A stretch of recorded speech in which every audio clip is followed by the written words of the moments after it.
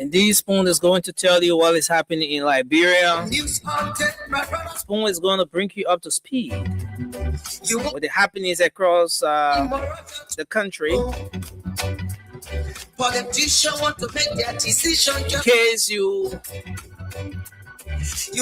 thought to keep in touch, remain informed. You wanted to know what's happening across the country.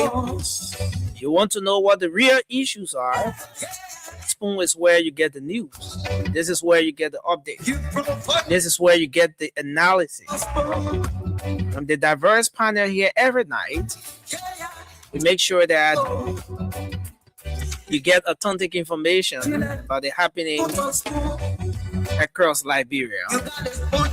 Spoon Talk is live across the Spoon Network, Spoon FM 107.5. We're live on Fabric Radio 101.1.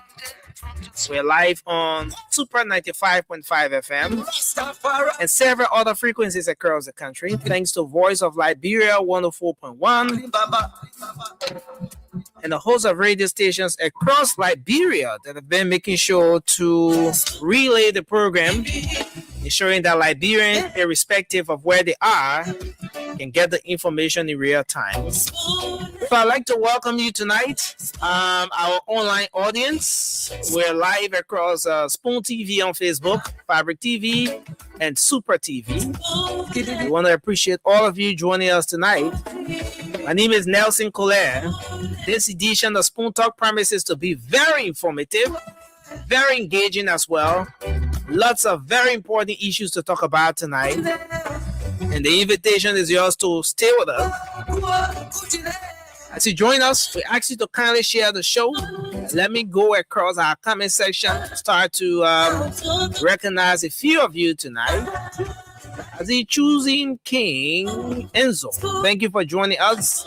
You say you are falling from your sick bed. We're wishing you speedy recovery as you look forward to the discussion tonight. I was seeing Jalo is here as well, joining us. I want to say thank you for joining us. Kindly share the program tonight, this edition of Spoon Talk. Let me get this. Okay, so share the show tonight as you join us. I want to welcome all of you joining in tonight. I see Ella Duncan, Calvin Benson, Prayer Kimber. Thanks for joining us. Alfonso Manjo is joining us as well via YouTube. I see Aston Harper is here as well. Thank you for joining us. Eddie Kawa is joining from Canada. Thank you for coming on tonight. Alexander Sami is here tonight as well. Thanks to all of you joining us. Keep sharing the program. This is Spoon Talks. This is your show. This is where we dish out the information unfiltered. So, as we always do, we're going to go to the phone lines and take your calls tonight. Know what your thoughts are, what the different issues are that you want to talk about. On 0555 101075.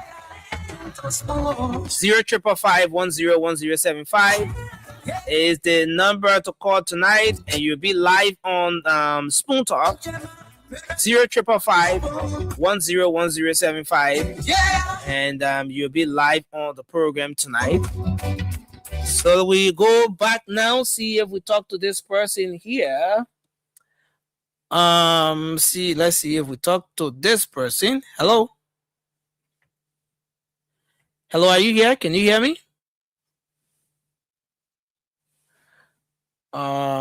Okay, so let me see if I take another person here. Hello, can you hear me? Okay, so we are going to make some adjustments as well.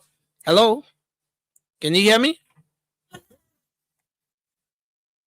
Okay, so we will have to make some adjustments here. Hello, are you there? Okay. So let's hope we can make some adjustments and then keep the calls going on. But I want to welcome you tonight. Thanks for joining us.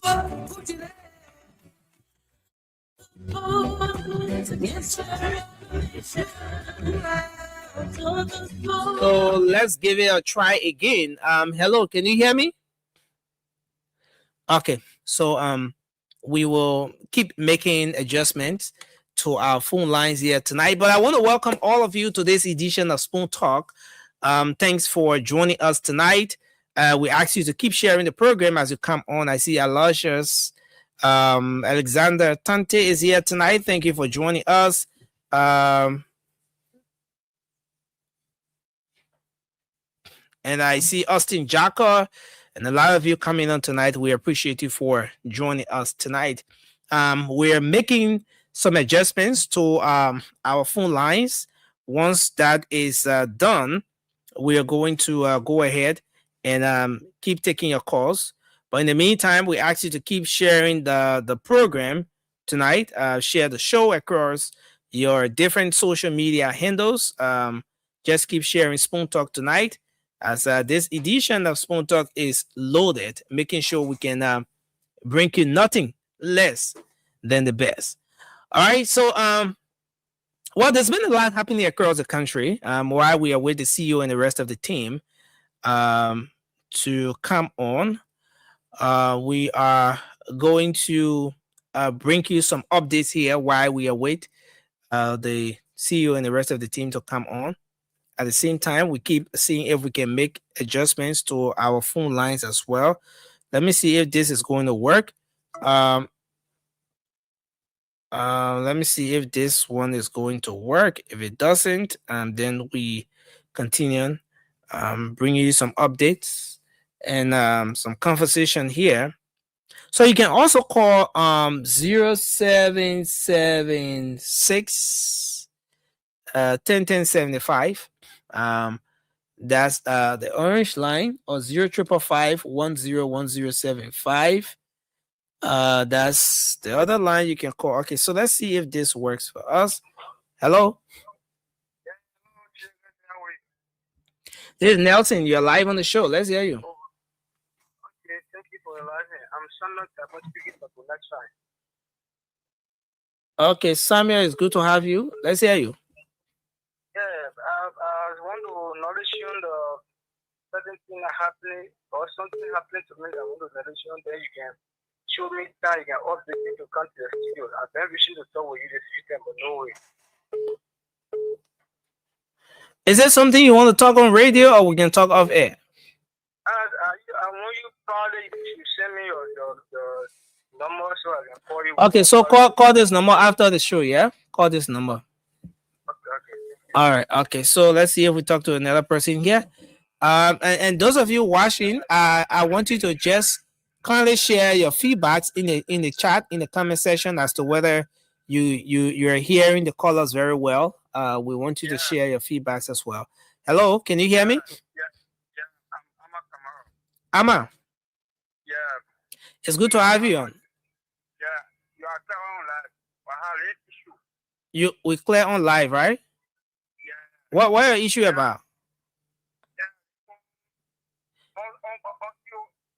No, we listen.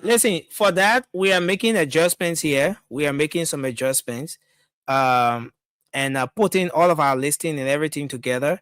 And so once that is done, we'll make an official announcement. All right? Yeah. My man, your Nina slip on the list. Your name still there. We're just making some adjustments. once we're done, we'll let you guys know. Yeah. Okay, we're clear on the radio. Okay, thank you. CEO, good evening to you, sir. So, but you guys not giving the people the rest. What kind of adjustment you're making? When it comes to rest business, what kind of adjustment you're making again? That's it. CEO, I beg you. They rest, right? People rest. You know what the problem rest that costs in our country? I hear myself, that's it. Yeah, I think hello? All right, okay.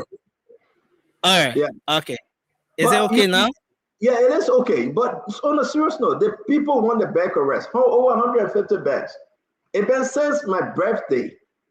And what I'm hearing from you is that every day you and Diamond making adjustment. What adjustment you gotta make? See how you tell me like when people like this? No. But listen, seriously, what kind of adjustment is? Okay, so on Saturday we should have had the distribution going on. Technical issue. Yeah, due to that technical issue. Yeah. But no adjustment should be past Saturday. That's the only thing I know. I mean, you could come on 30 minutes and get some report arrest. What Diamond? What kind of adjustment is? You know what? What's that to the people? We are coordinating. And trying to address from adjustment to coordinate. The people are they speaking big book adjustment and coordinating. No, we are all CEO. In fact, today PP made some commitment, right? Today he lived up to that commitment as well. Who? VP. Who VP? Jeremiah Kuhn? No, Vendetta Patrick. Man, Vendetta Patrick for them, man. But hey, man. Vendetta Patrick, I think consultancy pay and give you $50 the commitment there. They might take consultancy pay and you give you $50 and you say commitment, but even living with Vendetta Patrick, they put one of the business there, you're saying, Mawa. Yes, that man. Things that Uncle CEO. Distribution. We will make official. People need the rights. If you promise somebody, the Bible says better you don't promise, but when you promise, you got to keep it. You got to give the poor the rights. Bobby Zinaway gave $500. You get CC, Richard Kuhn, sister wife. I don't know how you call that other relationship. They want to get 25 bag arrest. I think Diamond pick it or he did it. I don't know. But you get it for the rest. You get it for the rest. Listen, I will get your hard time till you get it for the rest. I know you communicating with Diamond for you now to talk, but I will get your hard time. Oh, I hope you ain't getting for the rest of your home or to your houses. CEO, you know how we do here, CEO. We are. You. I know we are. Go get it for the rest, man. No, we'll make the official announcement and then we'll start. Let's see whether people believe you or they believe me. Open it now. Let's take off. Let's see who they people believe. No, CEO, no. CEO, that part, no. You can't tell me. How long for you know they have mobile money and people let it go buy their own back around? Why you play? I mean, you know every day that pass, you know the trouble that people go through to eat. Not that you don't have it, you have it. But you let them to wait for your time and your season. They cannot wait for your time and your season. That's why the government don't breaking down people's homes because they're saying they should wait for time and season. No, you got to take care of the poor. There will always be poor. There will always be folks that are needed. You got to take care of them. And we talk about it and he said the poor will go waste more. I know you're getting put away. Cut them on. You make me very, I'm about to leave the show. If you didn't get on with it, coming on tomorrow. Diamond phone off. Diamond phone off right now. Diamond phone not going through. People rights. If you only start distribution, I'm not coming on Spoon Talk tomorrow. Now I can tell that you. Protest? I'm not coming on Spoon Talk tomorrow. You bring your placard here. Okay, you know what? I got to burn my placard. Wait. Okay. I will. Wait. Anything I do it? I am not Wait. So the placard will say, we don't want.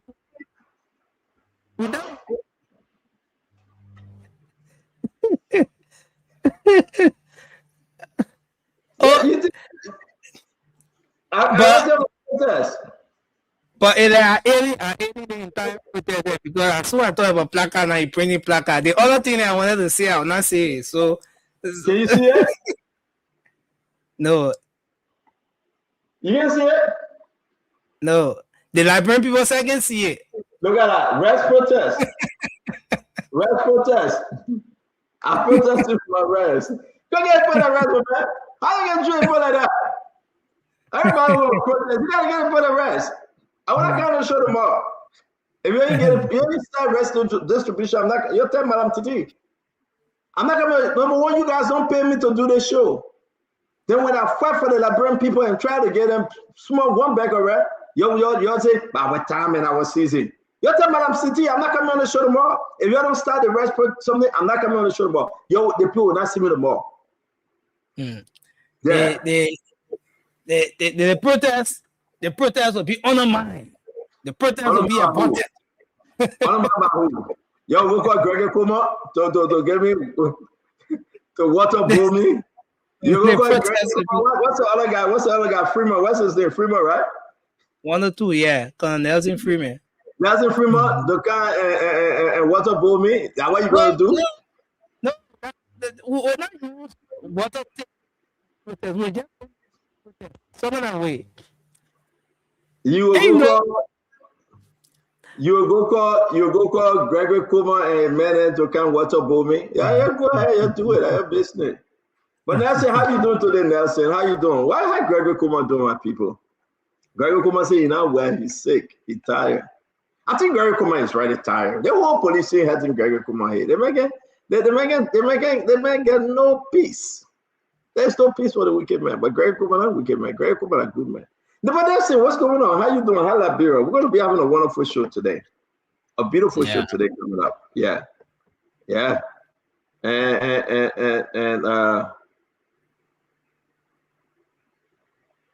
And with everything we're going to do, we're going to say to you, it's wonderful.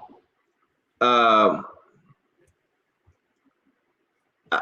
just kind of surprised, man. Dr. Richardson said I'm gonna read to her student. What Dr. Richardson said? I'm gonna get her 9 o'clock in the morning to read to her student. 9 o'clock in the morning. I know that Liberian time at my time to read, and I'm gonna do it. I mean, I'm gonna read to the students. Yeah. I'm going to read to them. I'm going to read the spider story. You remember the spider story when you were hungry? You decided to go to both parties at the same time, and the tie rope on his waist. Yeah, and the pudding that's what made it. The spider was small like that. I'm going to read the spider story. That's the story that Richardson sent to me. I don't think that Richardson respect me. I can read big book, and she gave me small spider story book. Yeah, she gave me small spider story book. I don't know. I'm getting frustrated. But you know what, Dr. Richardson actually was. But on a serious note, though, is that me, or I'm just thinking over this thing too much, Nelson? Where is the yellow machine? And Musa ability promised yellow machine. Yeah. No, I don't want to pick on Musa ability, but Nelson, look. He promised 26 yellow machine since January, right? Yeah. I mean, what's going on? No. I'm serious. It's not. I'm very, very serious. But, you know, I love to come and talk about political party. So, chairmanability, political leaderability. My fellow Liberian, welcome to the show, right? I'm not going to waste your time today. But is that a wrong question? Somebody got to help me, Nelson. Is this a bad question, though? Nelson, I really want to know. Did Musa ability promise yellow machine? Nelson, did Musa ability promise the Liberian people yellow machine? Well, I remember. Let's talk. Don't be afraid. Not yet. Did Musa ability promise the Liberian people yellow machine? I'm serious. You know, Theo, what I do know is for the show. You won't be stuttering. You think how incoming can be. You won't be incoming at speak freely. The Liberian people want to know. I'm serious. Did Musa Hassan Belete, CMC political leader, did he promise the Liberian people yellow machine? Well, I know of the bridge project. and that he promised across the country to a few other counties. But for the yellow machine, I can't really lay my hand on that. Probably that particular development skipped me. CEO, you're not coming through. You are muted.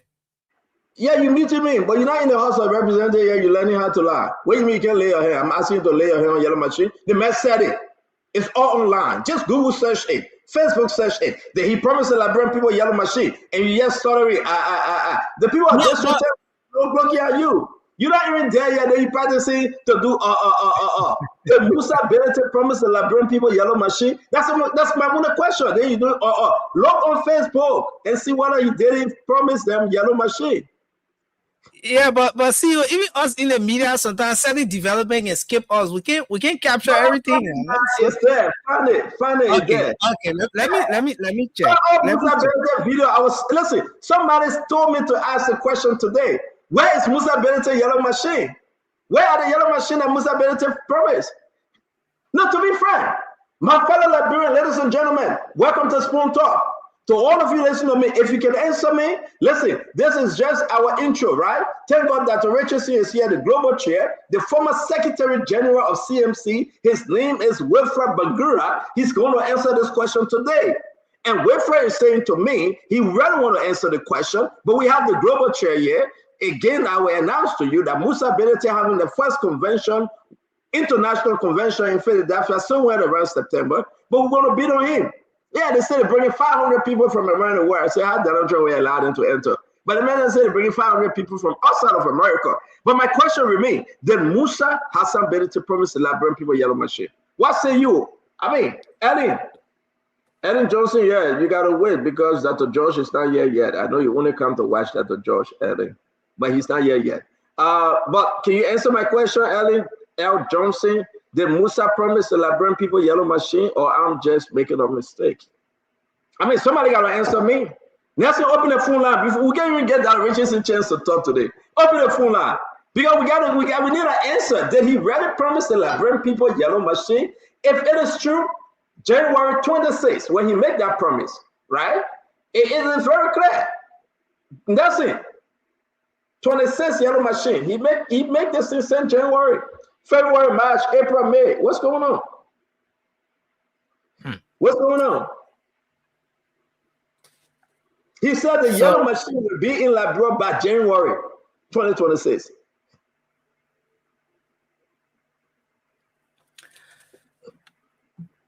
You know, they dragging me, man. I'm not too much fun. But see, open the line. You're dragging me. Stop dragging me where you know. I know nothing. All right, so we go to the phone lines. Well, no, before you guys go to the phone line, you know, I just couldn't sit here and let you talk, right? I'm not even going to address. I'm not even going to acknowledge or address what you say. The thing about it, okay. They're calling that Richardson. Yeah. They're calling that Richardson. They tell you how to stand up firing. That's it. But wait for Bangura. Bangura, where are you? You say I should bring the conversation up, and you're not around. Nelson, open the phone line. Let's hear this. And I mean, I'm serious. Did he promise the Liberian people yellow machine? And I get another topic on ANC too. I will talk about ANC today. Bangura, where you at? All right. So let's take this person. Hello. Yeah, hello. You're live. Can you hear me? Prince, do you are you aware of a promise made by Chairman Bility of 26 yellow machines? What? Hello? He's a man of yellow machine in this country, or he will do sin.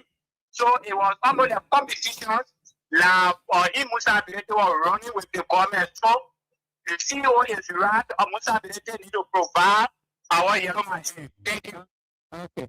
So let's see if we can take the next person. 0776 101075. That's the number to call, and you'll be live. Yeah, so you know the guys on set get problem with the phone line in the studio. So next thing I use a cell phone. So let me say this though. It's very important to know. I really want to know from you guys, right?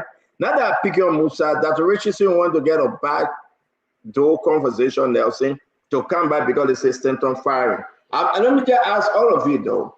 Say what you want to say, Fede Bala, it's okay. Chris Black, it's okay. They call it Funta Toure. Don't get mad. I'm just asking a fair question. Dr. Richardson, your political leader, did he promise the Liberian people yellow machine, or who he promised yellow machine? He said 26 species will be in the country by January 2026. We're in May now. What happened?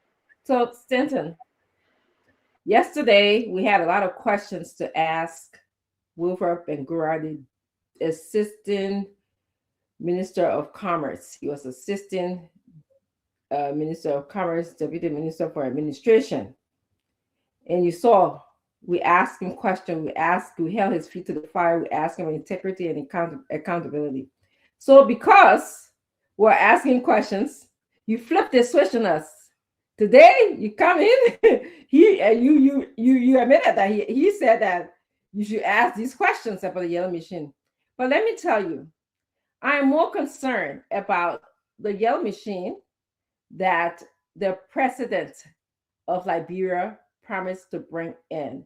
He is the one who is collecting money on behalf of the Liberian people, and that is what I'm concerned about. CMC yellow machine is for CMC's function. It is not for you questioning Liberia. So this is a private man who is trying to support different ventures in the country. He's trying to promote infrastructure development in the country. But you guys want to all of that. I think you're not being fair. Give me a chance to talk. You are sitting there talking. You gotta give me a chance to talk. No. You wasting our time. You are wasting our time, Richard. So you can't do that. If your political leader, you gotta give me a chance to talk. Your political leader, did he promise the Liberian people yellow machine? Yes or no? I'm not answering you that. I'm not. You need to ask about the president who promised to bring yellow machine that is sitting down somewhere. We don't even know what's sitting down. How grass growing all the way and stuff like that. You're not talking about that for the Liberian people. You talk about a private political party, okay? A private person bringing in yellow machine. What sense does it make here? Huh? We want peace. We want peace. Exactly. I can feel sorry for Abraham. She don't know how to make flour. You just walk on and just laugh and just walk on. That conversation there. Go tell the cool people to teach you how to make flour. That's it. So you do that when somebody laughing for you to go. They go come back. I think you make flour, baby. You did your political leader promise to Liberian people yellow machine. Answer that question. He talking to me or he talking to somebody else? Richardson, are you? Answer the question. I give you a chance to answer. Stetson, I'm not going to answer. What? We have a national platform. Spoon is one of the biggest platforms. I mean, you should have seen, Nelson. I went to the Grand Chile Association this weekend. I mean, everywhere I turn, spoon. That's all they're talking about. For us to come talk about the yellow machine, that our president, the person who is collecting money on behalf of the Liberian people, that's what we should be talking about. We're not talking about it. We're talking about Musa Bility. Richardson, maybe the people just want to know if he made a promise or not too. Maybe I'll tell you, the journalists in the country, Nelson, you are tasked partially with providing information to us. You didn't tell us. You said you're not sure. Second question is, did Musa Bility say he was going to bring yellow machine for the Liberian people, for Liberia? The man bring his own. He has yellow machine in the country right now. He bring his own yellow machine in the country. That's what I said to worry about. So be worried about it. I heard you ask, what if I were to grow up? Where are you? You told me to ask this question. Are you kidding me, people? That Richardson. I heard you ask this question. That Richardson. You mean let's talk about something better. I ain't even talking to let's talk about something better. That Richardson. You see, let me tell you something. What makes Spoon Talk so interesting, right? We have no friends. If you want to be my friend, right, come on the show and be my friend. But the fact remains is that I think Musa got to be very clear with the Liberian people. Did he promise Yellow Machine to a certain group, to a party, or he promised Yellow Machine to the Liberian people? My only question I'm asking you, I woke up this morning, I started thinking about it, and I took Musa picture sleeping, and I took this, I put it together, and I made a picture all of it. Right? Look how you And to tell you the truth, the Yellow Machine story for Musa is a sleeping story. We got to wake up that story. Because there will be no way in which, but wait now, there will be no way in which you want us to believe, right, that Musa will bring Yellow Machine 26 pieces to the country, and we don't know. So, Richardson, be fair tonight. I don't want the people to go home thinking that you're taking this for a joke. Is Musa Hassan Bedete bringing Yellow Machine to the country? Still, I am not taking this for when he bring the 26 pieces of Yellow Machine, he promised to that question any kind of way, but you know what? I think I'm not asking you. I'm not asking. Now, you see, you want your crew fighting on this show, and I'm not going to do that with you today. Thank you. We'll be fighting on this show that you myself be doing this. I'm just asking a question. You're skipping the fact that I'm not skipping. I just people and you want to answer to it. A big platform. We need to be talking about Joseph Boka Yuma. I mean Joseph Yuma Boka. That's what we need to be.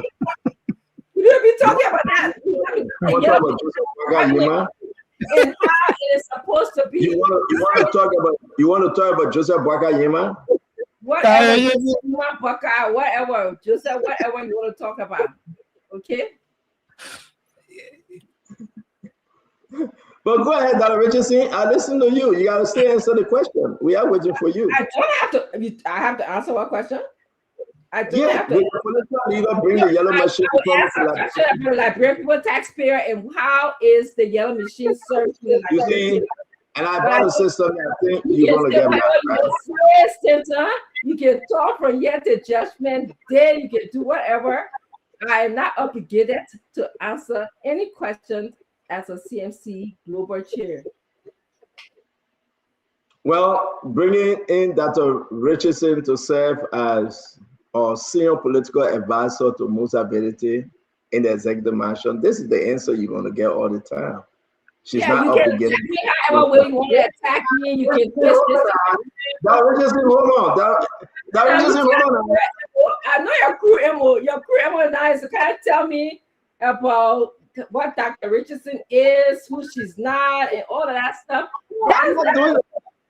That is it. So how the power behave towards the Liberian people. You know, that's it. That's what you like to do. And so I look forward for that. You know I know that. No, I'm not. What I'm saying, Dr. Richardson, is that we ask you a question, you do not want to answer the question, right? But we got to live with it because you're one of us. You quit the executive mansion. Ask all the political leaders that aren't even in a position yet about the Yellow Machine, okay? Call them, please. You got plenty of people with Rolodex. People put number in there. Call them and ask them what happened to the Yellow Machine that Joseph Yuma Boka, Joseph Boka Yuma, whatever his name is. I gotta just get tell it near around so Joseph Boka Yuma. Yes, whatever. Okay, whatever our president, the president of Liberia name is. Okay, ask them what happened to the Yellow Machine. Where is it? Don't be asking. What happened to CMC Yellow Machine? I mean, it's just totally. But is it a bad question that Richardson will ask? What happened to CMC Yellow Machine? I mean, it's not a bad question. It's a good question, but I think an even better question is to ask Joseph.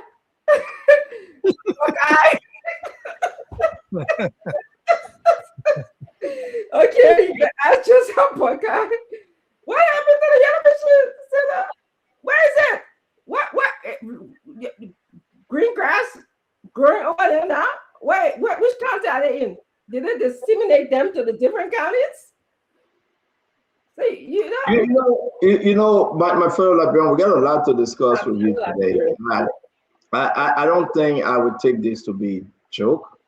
I think if I was I think if I'm one of the CMC member out there, I would be concerned that my political leader spoke about yellow machine, and the yellow machine have not arrived. It's going to 5 months, but I was, just take it for a joke. I think every day I come on the show, I will find something to say about CMC. A good. Yeah. Boys and girls, ladies and gentlemen, he's every kind of pass on the CMC. What is true? Now you're just saying, good, very good. Do that, Sister. We like that. And welcome to the show, folks. We're gonna have a great one. Dr. Richardson, let's talk about this. The guys are coming on. Your political CMC member will be joining us shortly. But you talking about Joseph Yema Boakai. I saw this picture here, right? Dr. Richardson said, I know this one will make you happy. Is President Boakai in front of the Guinean president? No, they're not President Boakai. They're President. Okay, but Dr. Richardson though, President Boakai look like look at the baby two hand. The baby two hand look that's it. No, let me put it one down. Dr. Richardson, this is what you do. That's it. That's why you get tough. Look, if I put your hand right on your trousers, you say, I'm not moving my hand, sir. When you say, sir. I get to uncle and nephew. I know that big beautiful English is seriously. The president reminds me of I speak beautiful English. And look at the Guinean president putting his finger up, and look how he's scratching your eyes in Joseph. Then look at Kofi who's in the back. I mean, President Boakai ain't got no commander-in-chief swag that lay in, and show some war face. But if people put two hands together, he say, how you moving my hands, sir? This is not right. Whoever took this picture here, like I told Kula today, I said, Kula, some picture there, you don't pull it up. I mean, look at this photo, and I'll put this thing up again. When you have time, you got to read into photo. Can anybody tell us about this photo? Or is there in self-diplomacy? Yeah, you know what? That Richardson, that's self-diplomacy. Hey, what? I got that. You that nephew, right? You put that nephew. So but to be frank, right? Look at the picture. I mean, what ready? Anyway, somebody said I'm a Twitter. Let me put it. All right, no, you know what? Y'all stop laughing. I'm not putting it. It's too funny. Just can't see my Twitter. You laughing like crazy. You see my Twitter. No, but look at the picture, right? And when somebody sent me the picture, I was like, seriously? The person in trouble. Uncle Griffin said that you full of trouble too much, man.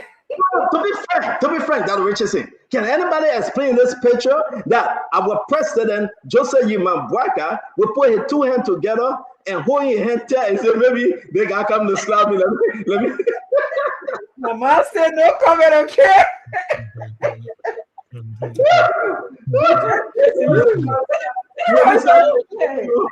We'll be starting the show soon. But no, seriously, I'm but Richardson, what are you scared? I'm scared, Mom. To be frank, I mean, if that's self-diplomacy, then we agree, right? That's my word, just to tell the Liberian people what is what, right? What you guys say? You guys say that's me another trouble again. That's my work, right? Just to tell the people. You part of. But to be frank though, I know we're gonna talk, you know. Okay, the person that is going to call soft diplomacy. They say you know they're like pulling back. But let's sit down and Rachel say, can anybody explain the picture to me? Why President Bouaka put his two hands together and clap his hand and put his hand between his legs? And this guy from Nigeria, from Guinea, the Guinean president, look, he put his finger up. He said, what are you saying? The land of Liberia, we are there. I'm talking about the Liberian land. You're on there. Listen to the full conversation. President Bouaka just went in here cool. He said, I ain't going to mess with the guy. No, but wait. The president got soft diplomacy swag. The people say, listen, I want to put the picture down, but if you want me to put it up, I can put it up. It's up to you. I mean, I'm not going to put it up, right? Nobody should force me to put a picture up. But we need some clarity. Bangura, you support this government. I know you're supporting the government because you don't want indictment from Commerce Ministry. We'll talk about that. I'm not going to pick on you, Bangura, but I know you are supporting the government, right? You're my friend, brother. I love you dearly, right? From a distance now. But let's talk about this. All that bureau and get ready, right? This on a serious note. Let's talk about this. Is this soft diplomacy? President Bouaka in the photo speaking to the president that took his land. President Bouaka scared of him.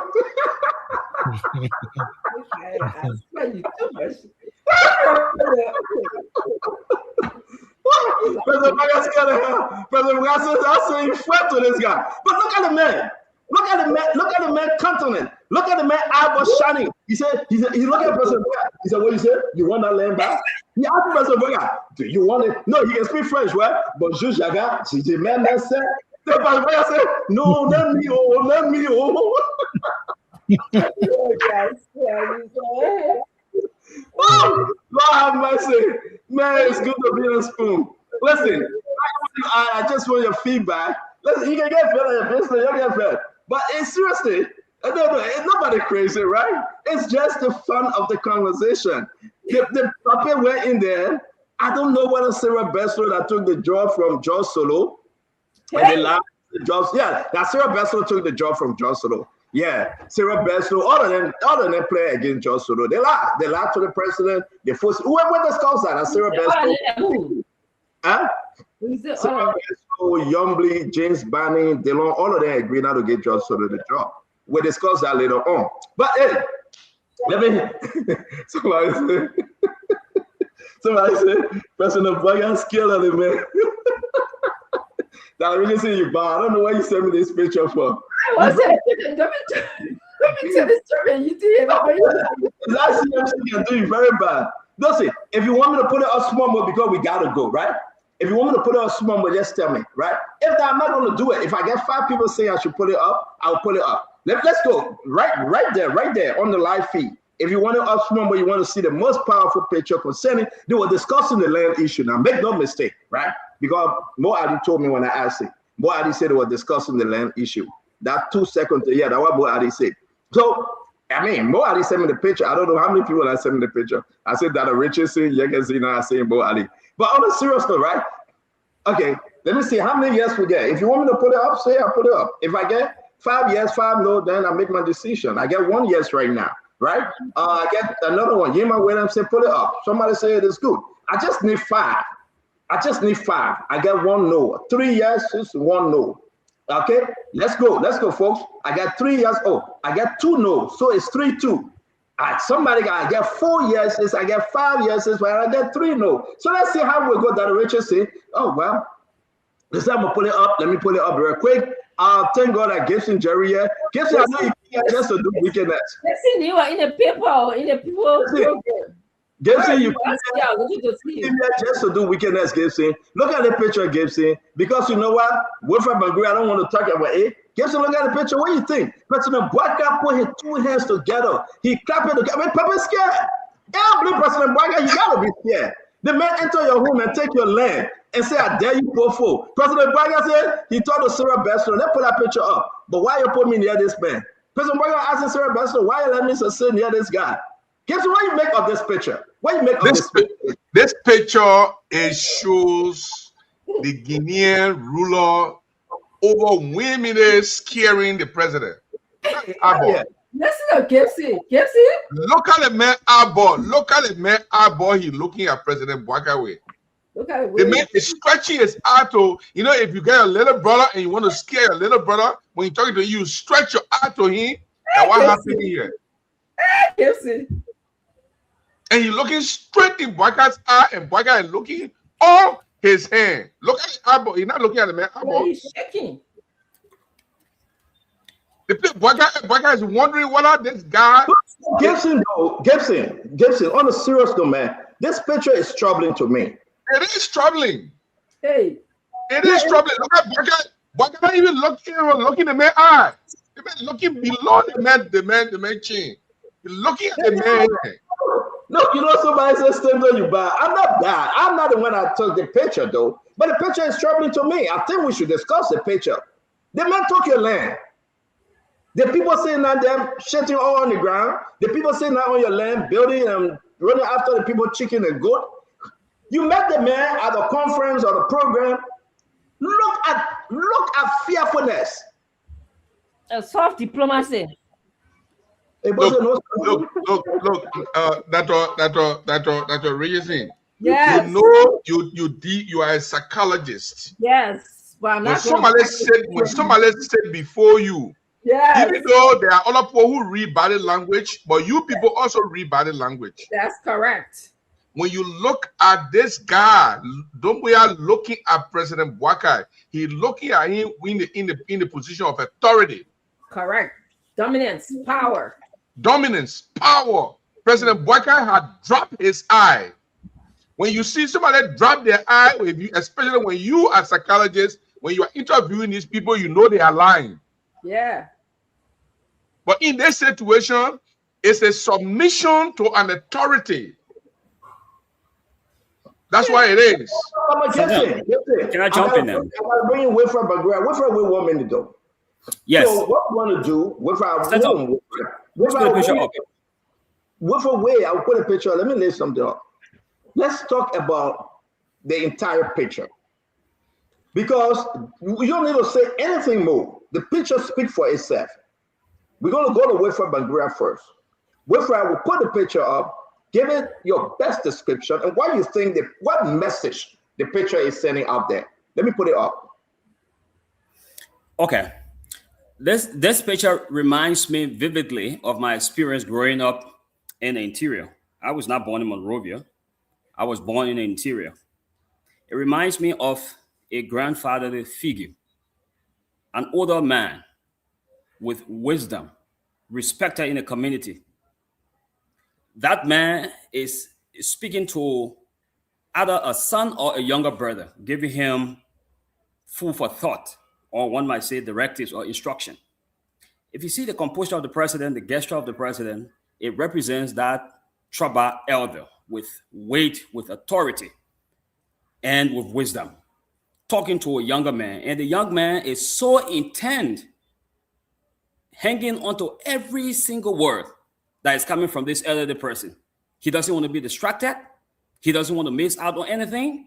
So his focus is intent, and he is hanging onto every single word because every word authored by this elder is so heavy, it's weighty. This is what you see in the picture. It's not anything other than that. It's not. This picture doesn't look like a timid old man or like a timid person. No, the younger guy is so glued. He refuses to be distracted. He is really looking at the older person, and which is the president, and he is hanging onto every word because the president here is really speaking wisdom to him. And I believe the words. I don't know what they were talking, but he totally got this guy under his sway, under his full authority.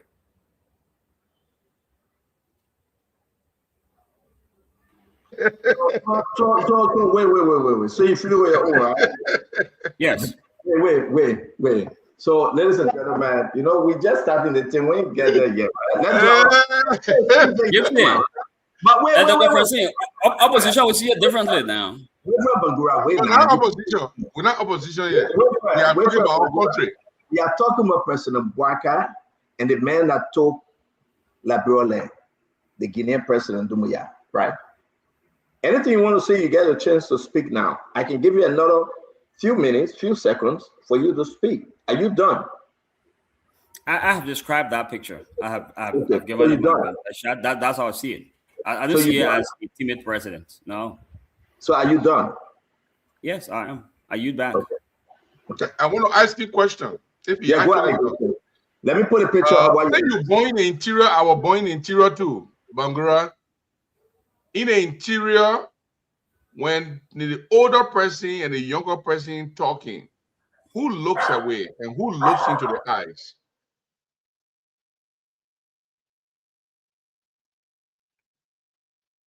Bangura, you can talk again? You said you are important. The man is looking for what to say. I'm listening. Oh, I already asked you. I said, if you in the interior, if an older person is talking to a younger person, who looks away and listen, and who looks into your eyes and talk? Okay, so let me answer you, Gibson. If you were born in the interior like myself, and an elderly person is talking to you and you look away, it shows disrespect. In African tradition? Yes, it's a mark of disrespect. God. You are not attentive. You're not born in But interior. listen, so you and I now, we now come to debate about interior life, right? If my father is giving me instruction, I better focus and pay attention to him. I don't look away. By looking away, you show that you are not interested. Wait for a wait, brother. That Richardson, you want to say something about the photo? I wanted to answer my own question before that Richardson comes. Now you answer your own question. Gibson, we'll come back to you, Chief. Okay, no problem. That Richardson, you want to say something? Yeah. When I hear, okay, good. It's interesting. This picture is interesting. First of all, let's look at the attire that Doumbouya is wearing and look at his posture. He's looking definitely at the president of Liberia, Joseph Yuma Boakai. He's I don't know what he's saying, but President Boakai appears to be in a submissive, subdued role. He's just staring and looking at him, or as if he's afraid of something. I don't know what it is. However, we are in the year 2026, and here it is. I'm hearing people talking about what their interior life looked like when they were born. It is different. The way people behave on international stage should not have any relationship with what happens in your interior life. Such explanation makes me understand why our country is the way it is. That's all I can say. Such explanation makes me understand why colonization prolonged in Africa as it did.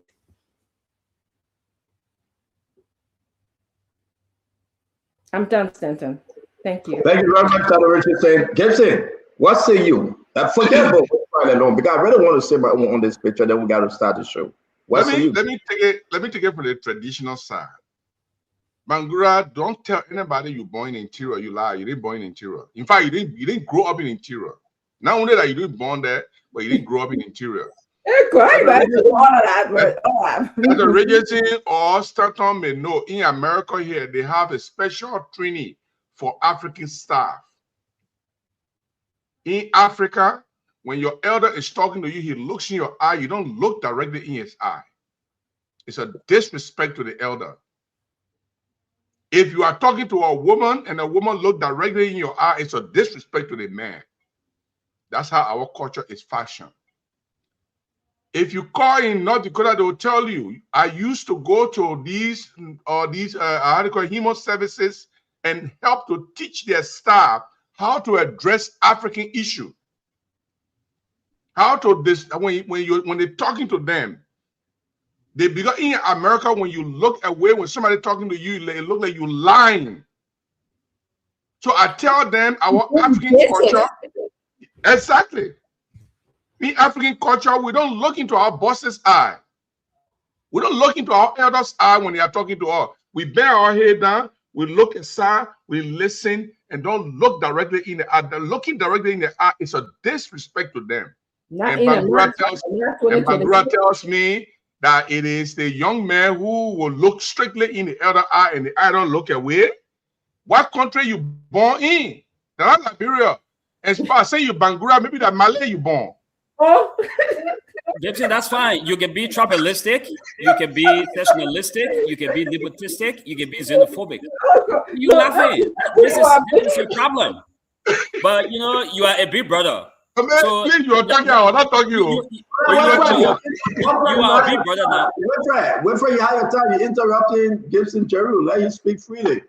I'm not talking Bangura because the real Bangura that boy Labra. Mandingo Bangura will not look in the elder's eye when the elder is talking. You bow your head down. It's a disrespect. But if Malay Bangura there, they can look in the elder's eye. So are you done? So look at Stanton. I beg you for the last time for me. Put that picture up. Let me describe that picture. I want everybody who's looking at the picture to look. Dr. Josh, look at the picture. You deal with white people, you deal with African, you deal with different people, Asian people. When a person is talking to an elder in Africa, you either look on the chest, away on the ear, above the eye, or something. Look at Bangura, another Bangura. Doumbouya, looking into Boakai's eyes. And what Boakai eye did, he got afraid and dropped below the man's chin. Look at it, the man looking below the man's chin. That is what fear looked like. This is what intimidation looked like. This is what timidity looked like. Our president must be looking directly in his eye, and he should drop his eye, which shows the elderly influence on him.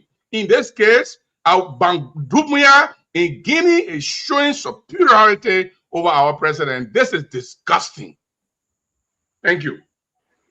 All right, Gibson, thank you very much. We're going to welcome our brother Emmanuel George. Emmanuel George, I mean, this is what you do for a living. Tell your mind if I born you. It's just in your family, you're in that Richardson family. Can you give a clear description of what really you want to say, the message this photo is sending out there today? We started to show you. But Emmanuel, go ahead, help us. Good evening, Stanton. Good evening, Dr. Richardson. Good evening, the Honorable Wilfred Bangura from the Ministry of Commerce. And good evening, my dear brother Gibson Jeru. Gibson, whenever you drop a crown pool, Gibson can run to the show.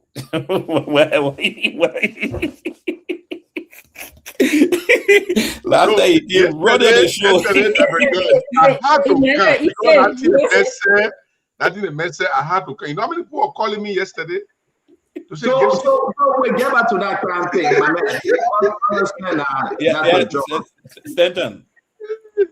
Looking at the body language of both the president of Guinea and the Liberian president, I will interpret as differently from what Jerry is saying, or do I see what he's talking about? First of all, these are two leaders of two countries that claim to have sovereignty. Doumbouya is a part of these young generations of Francophone African leaders who believe that the West, especially France, have been imposing its will on African countries. So they try to exhibit a level of authority, a level of power, a level of strength, even though that level of strength may be because of the level of inferiority that they struggle with. So when I look at this picture, I see a young African young man who have taken over a Francophone country with the background of this inferiority patriotic West have put on them, and they are here to redeem Africa. And he having conversation with this elderly African statesman, who he believes that in a time of leadership in Africa have not put the African continent to where it's supposed to be. So each of them are exhibiting a level of strength. President Boakai, on the other hand, I believe is because of his own background, many years of being in public service. He's trying to be diplomatic. I don't think he's looking at it from a cultural perspective, but he's looking at it from his perspective of having a conversation with a young man who feel overly confident in himself. So that's how I see this picture. Two presidents who are claiming sovereignty, and one believe that in his young age he has the answer to all the setback the African continent have gone through, and the other one, a older statesman who appears to understand the struggles that young people go through when they have leadership, when they have power, or they are leading and believing that they're supposed to impose themselves. So it's a little bit intimidating the way the Guinean president is looking at President Boakai. But again, with his nature, you can see the president appears to be calm. He appears to be sucking it in because he understands that this is the young who have just gained power and is trying to show how much power he has. But I hope at the end of the time they sat together, we have good feedback. I think let me ask a question. Let me ask a question quickly. And I put this up,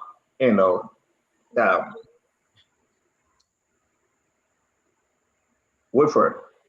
Yeah. Do you think anything about the land discussion came up? Anything? You think they talk about this guy taking the Liberian people land? Santon, the setting of this picture is very important to consider. They had met at a forum for a purpose. So I believe this is done in the spirit of camaraderie. Two presidents are meeting and discussing things, that is common to both of them. It might be the land issue, it might be the personal relationship, it might be about the conference, it might be observations along the line, probably. I don't know the hour they took this picture. So you think they discuss part of the land issue? I beg your pardon? You think they discuss part of the land issue, right? I would believe that all those conversations are possible. If this picture was taken after breakfast, it could be a post-breakfast conversation. If it was taken after lunch, it could be after lunch conversation. But while they are there, conversations will happen on different subjects. The good news is, I don't know whether this was a coincidence to see these two presidents together side by side. The entire front row is occupied by sitting presidents, and then behind them, you have members of the delegation. So to see two of them sitting side by side throughout this conference, this forum, speaks volume of unity, of camaraderie, of an air of familiarity, and it just gives the opportunity for them to talk. So I believe it spoke a lot throughout this forum. Thank you. That Bobla welcome will come to you later. Let me come to Dr. Richardson. Dr. Richardson, you think they ever discussed the land issue?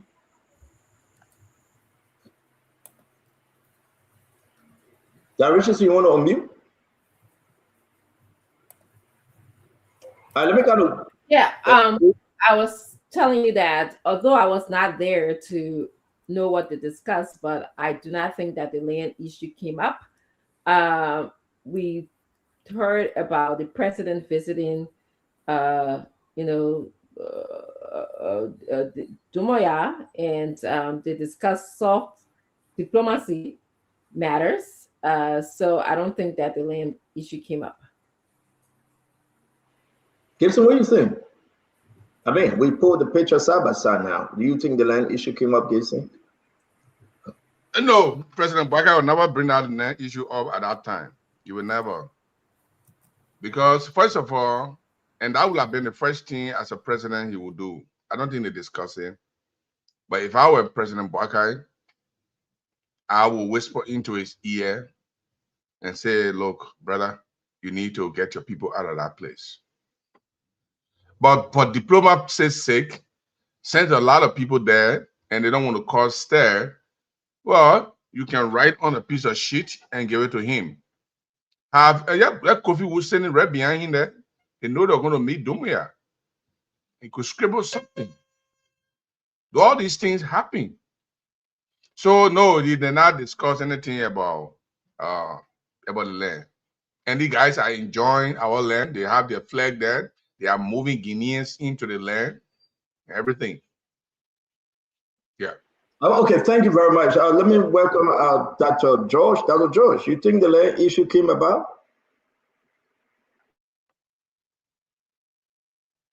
Sorry, I will be pleased if Mbaka did not speak at a level in that direction. Look, again, looking at this picture, Stanton, from what I know about international relations and at this level, President Doumbouya is from his French-speaking country. So at this level, it's expected that he will speak in his official language, which is French, and there will be an interpreter at the back. But this conversation that is going on is in English. Yes. Doumbouya has no interpreter. So he's relaxing this conversation right now. And I will be pleasantly surprised if at this level where he relaxes, he's not depending on interpreters, he understands the language of the president understands him, that the president won't slip in a conversation about what happened at the border and trying to gain an opportunity for his team and Doumbouya team to meet. The opening ceremony of this program went from 9:15 to 10 when the presidents took their photos. I will believe within that 1 hour, with the various conversation that was going on between the two of them, President Mbaka may have slipped something about this in order to gain an opportunity for another meeting with the Liberian delegation and the Guinean delegation to take place. But this is a relaxed photo, especially knowing that Doumbouya is speaking in English and not in French. Yeah, but so again, a lot of let's welcome Dr. Beauplay and welcome Kev Hassan. Then we'll make our way. I would say my own 2 cents. I mean, if they say photo speaks in 1,000 words, it's true. This is powerful. What do you think? You think President Mbaka brought up the land issue? Understand that the Guineans are still on the land. They said they're leaving. And President Mbaka said, we'll do diplomacy, whether soft or hard. But just imagine, though, an opportunity that we all see them in the photo. What do you think, Dr. Beauplay? What do you think happening here? Well, then talk to us about this photo, Dr. Beauplay, and your takeaway. Thank you, Stanton. Good evening to my friends and all those who watch and listen. Thank you for staying with Spoon. So, Wilfred was saying something about what time of the day it was. Because the body language experts, they always kind of refer to that, what they see, but what time it is. I don't know what time it is. So let me just tell you what I think is happening here based on what I see. It looks to me like President Mbaka is talking. And so he will be talking in that soft President Mbaka's voice. It looks to me like the Guinean president is actively listening. One, because English is not his first language. So you got to listen intently. And so he's looking and he's paying attention and wants to hear what President Mbaka is saying. It's hard to say, but I don't believe that there will be any heavy conversation about the land. It could be something like, we need to get back together and talk. We're neighbors, live in peace, and and be good neighbors to one another. There's a lot of benefits in our region, and we'll work together. It could be that kind of diplomatic, neighborly friendship, not heavy negotiation, because that won't happen right here. And I think the Guinean president is looking intently, actively listening, and trying to pick up everything that Liberian president is saying. It seems to me at this level, there's not interpreter here. So that's what I see. I don't see an intimidating Domaya, even though he does have intimidating presence, but I don't see that here. And I don't see a Liberian president who is intimidated at all. Not in this photo. Thank you, Dr. Boklet. Kev, welcome to the show. What say you? Well, let me say hi to everybody. You know, the level of deception in Liberia is just mind-boggling, Stanton. I don't see no days. I don't see no days. This other person is talking their own. This man is a Mandingo man. We come from the same tribe.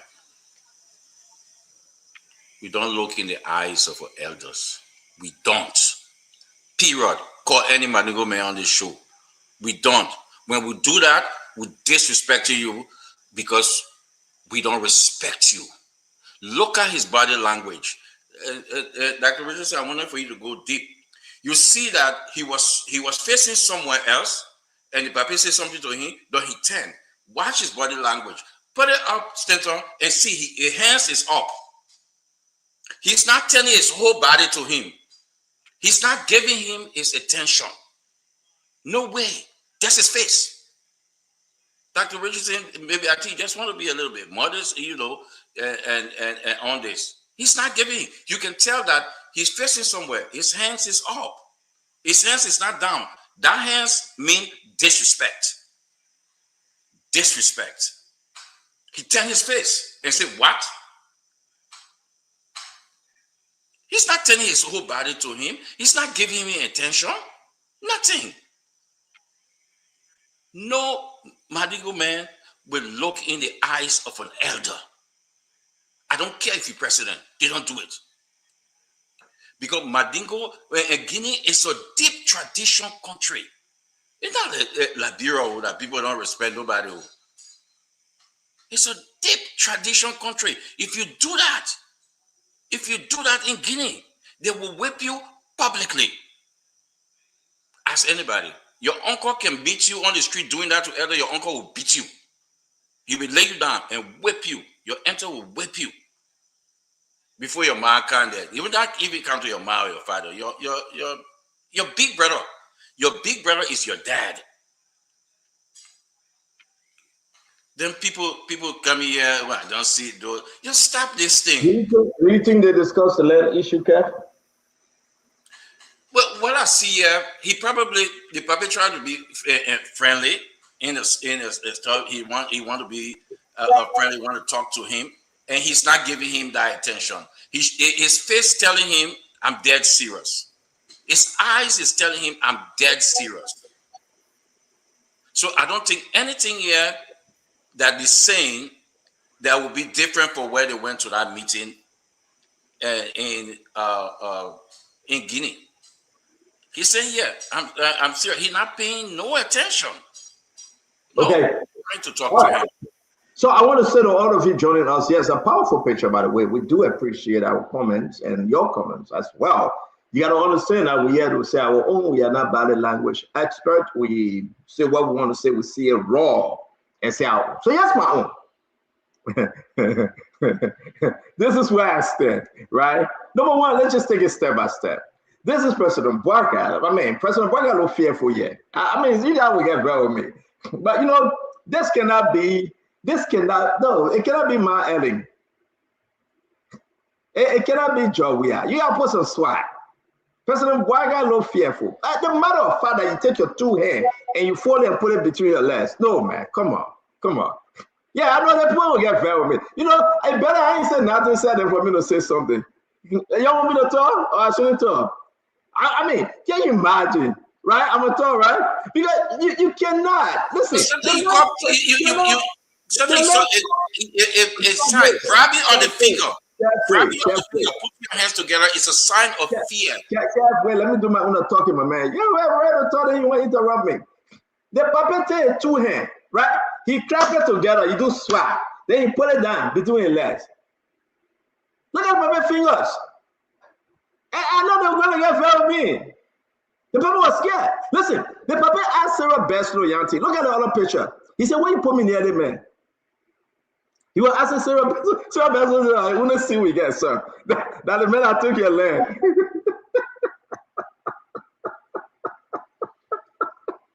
So what that guys? The papa asking Sarah Beslow, "Why you put me near the man?" I'm waiting for you to finish. No, wait, Chief, wait. Well, let me fair. The papa asking Sarah, come here. When you put me near the devil, the Gina. Sarah says, "Chief, I want to see the gay you." The papa said, "Are you serious? You're going to do this to me?" But when the old men were asking Sarah that question, right? Look at Dumuya's face. No smile. Sarah like dog kid up. Then we can say in Laburo. Joseph Boakai got confused quick. Sarah tried to explain to him. Just talk to him about the land. Papa said, "I'm doing it." Sarah tried to explain. Just talk to him about the land. Papa said, "I'm doing it." I mean, the setting was entrapment. But wait, Emmanuel Joy, you must have told anything today. You know that. It was pure entrapment. BBC captured it, CNN captured it, Spoon captured it. It was pure entrapment. So Papa said, "You know what? I will just sit there and mind my business." You know when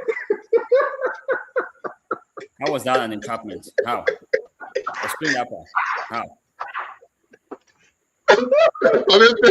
He faced the hell of it. Let me say my own.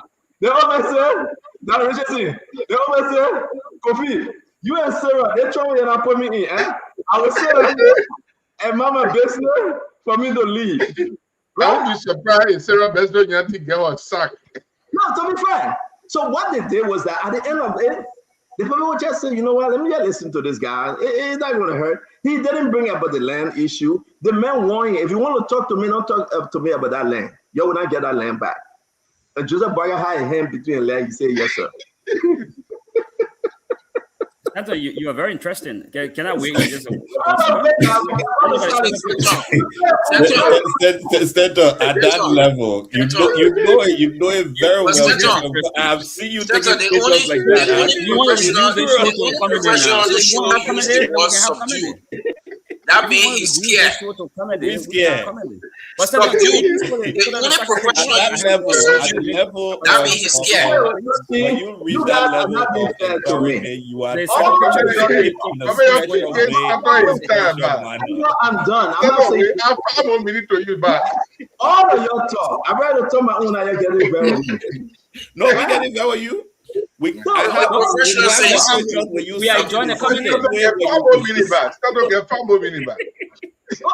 If you ask me to describe these photos, I don't need to. Look at President Boakai fingers. Look at his fingers. Look at President Boakai face, looking in the eyes of the storm and seeing wickedness in high places. President Boakai You are missing one important detail about the Guinean leaders. Look at the seats. Even President Boakai hand rest. Even hand rest, the man took it. Santa is your Sunday school teacher. He's telling you about wickedness in high places. No, I'm done. Your presenter, your place the old man, close to wickedness. They don't want President Boakai to talk. Gives you Jerome, you are coming alive. You like the conversation, right? This is coming now. So I embrace Staton because Staton is a power school teacher. He's a Sunday school teacher. About wickedness in high places. And you know what? And that's a book that will rest for me on this one. The Bible said, "Yea, though I walk through the valley and shadow of death, I will fear no evil." But President Boakai fear evil. Staton, the second picture. That second picture. But look at the second picture again. There's something missing. Where we gotta go? We gotta do this. Where your time feeling? Your time feeling. We gotta go. I'm not saying anything for the cargo. No, please. No. And that is unfortunate. Don't talk all your stuff, then you run away. Come on, guys. Go. Who's going where? You talk about Bible study. We gotta go where? No. You know, we're blessed to have this platform, Stanton. Thank you for providing it. It's a great opportunity to communicate, and to educate. So when we come here, over time, we don't realize people got expertise we didn't know they have. But let me tell you what the body language expert interpreted. Wait now, I sent a picture. Wait, I sent a picture now to the real body language expert. They'll look at it. You want me to read what it says? We don't know your body language expert. Call them to come home. You can send a picture to your wife, then you say that body language expert. We know your body language expert. No body language expert will say the puppy is not in a subdued position. Nobody expert will say the puppy is not in a subdued. Just stop that thing. You don't bring I'm about to send to Stanton the description of the Guinean press. Can we leave a picture thing that I can send the description of the Guinean press about that picture to you, Stanton. And I will put it in the English and put it in the French. So you will put it so people will believe what the Guineans say. Because we really got to go. That book finish us, sir. Okay.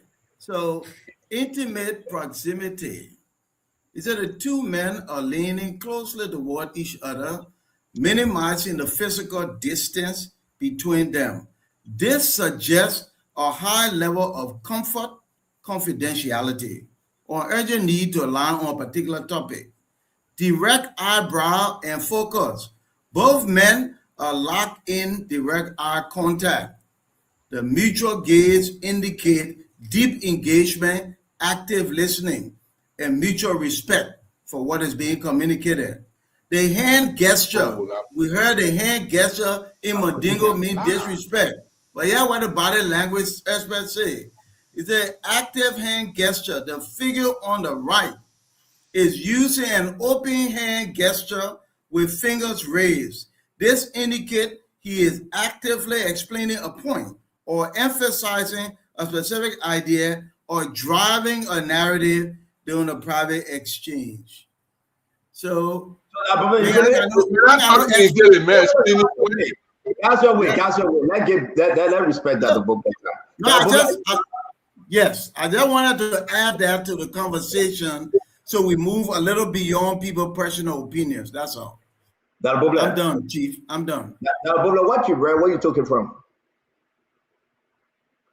We're not hearing you. We're not hearing you. Where you took it from? I took the picture. I put it in my private ChatGPT. You know, when you get the personal ChatGPT, you pay for it and you can log in. I took the picture and I said, please interpret for me the body language of the two men. And it started by saying the two men in the forefront. So I put it there. I got it from there. Okay, thank you. Double black. You know, I respect you. You're my friend, brother. Don't bring the disgrace to the show. I'm disappointed. Wait. No, so this one not disgrace. The man who know nothing. He can't. That moment you say you're feeling. I always like to elevate the conversation. Okay. I'm finished. You sure you finished? I will call my sister. She will get very you tonight. She will text you. She disappointed in you. Your wife, my sister. She disappointed in your interpretation. To be frank, there will be no way that a book play.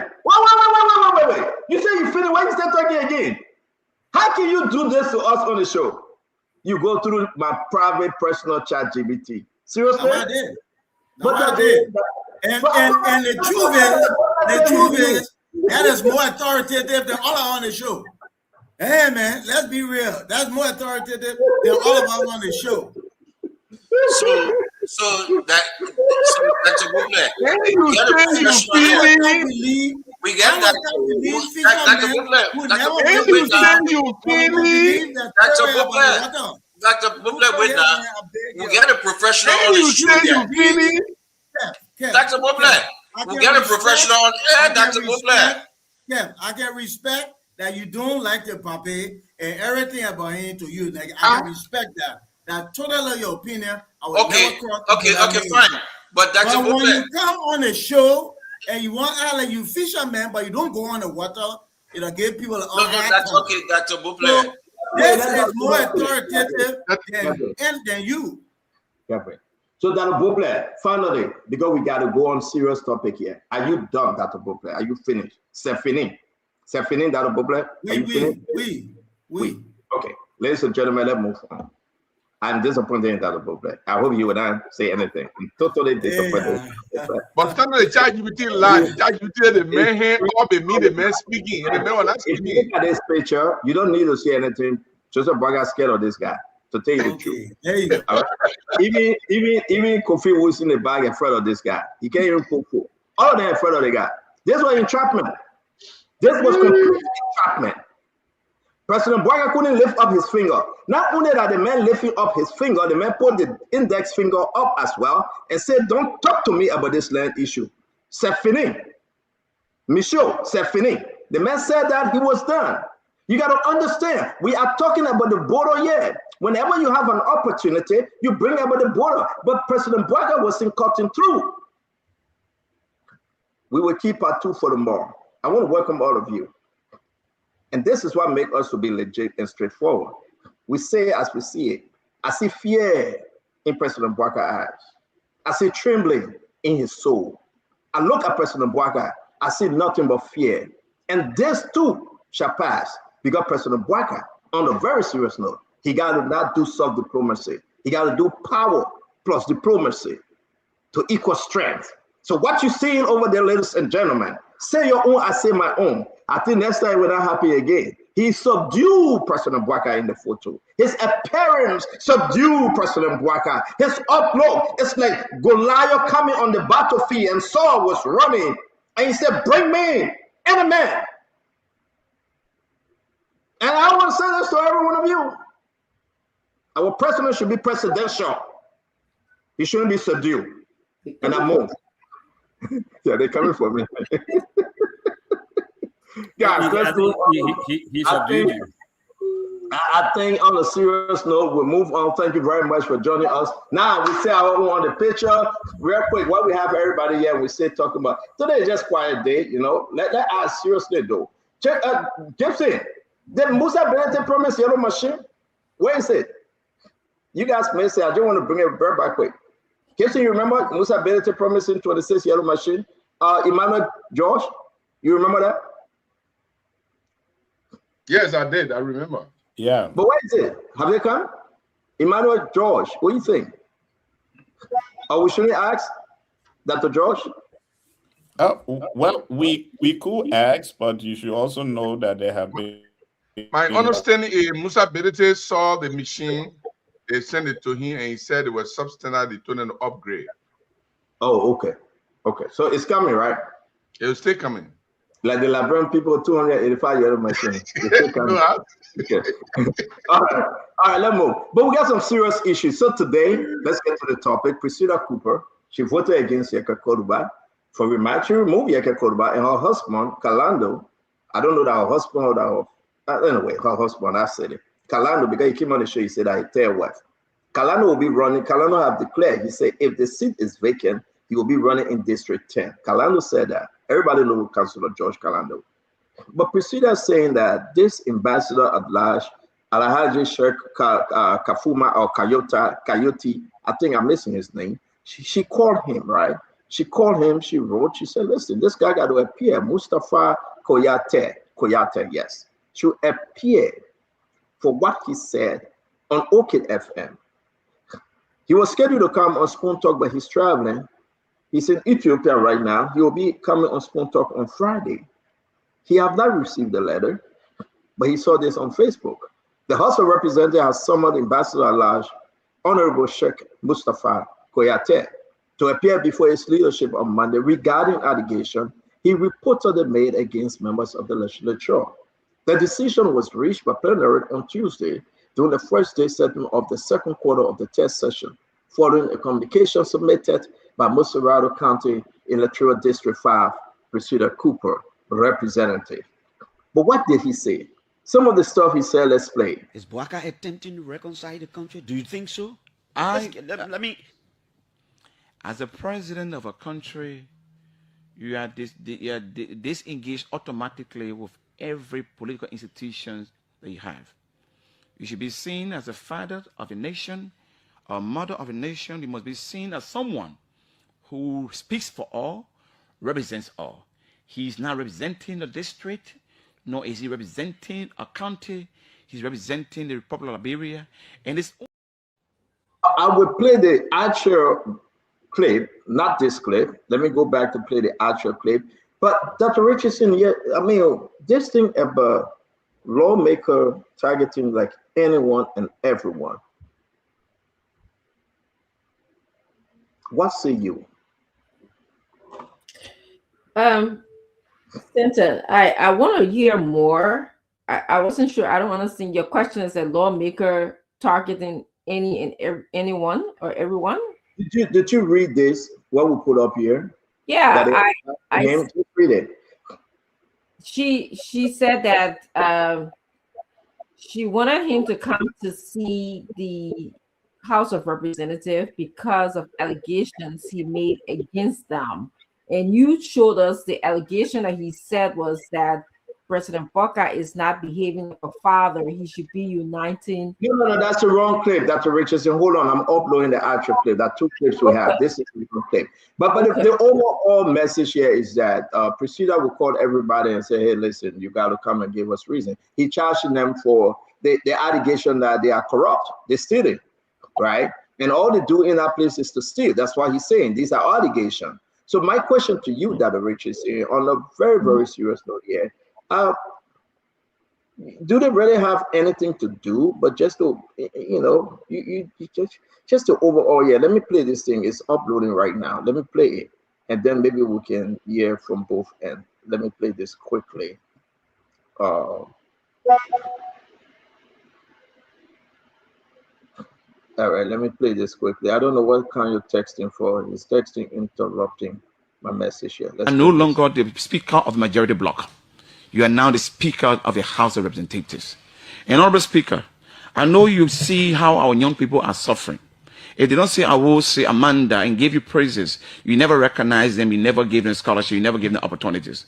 For so long, our country is being stagnated. And not stagnated by other people, but stagnated by the legislature. Honorable Speaker, I pleaded with him. I was not alone.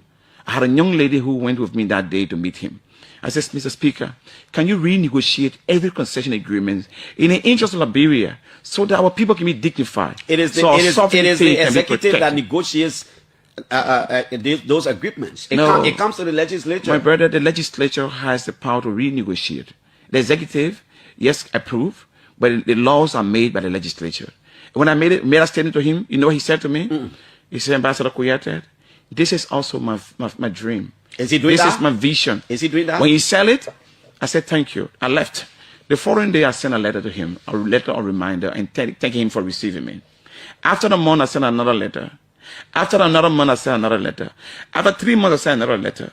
After 2 months, I sent another letter. I wrote him 5 different letters, no response. Then I didn't stop there.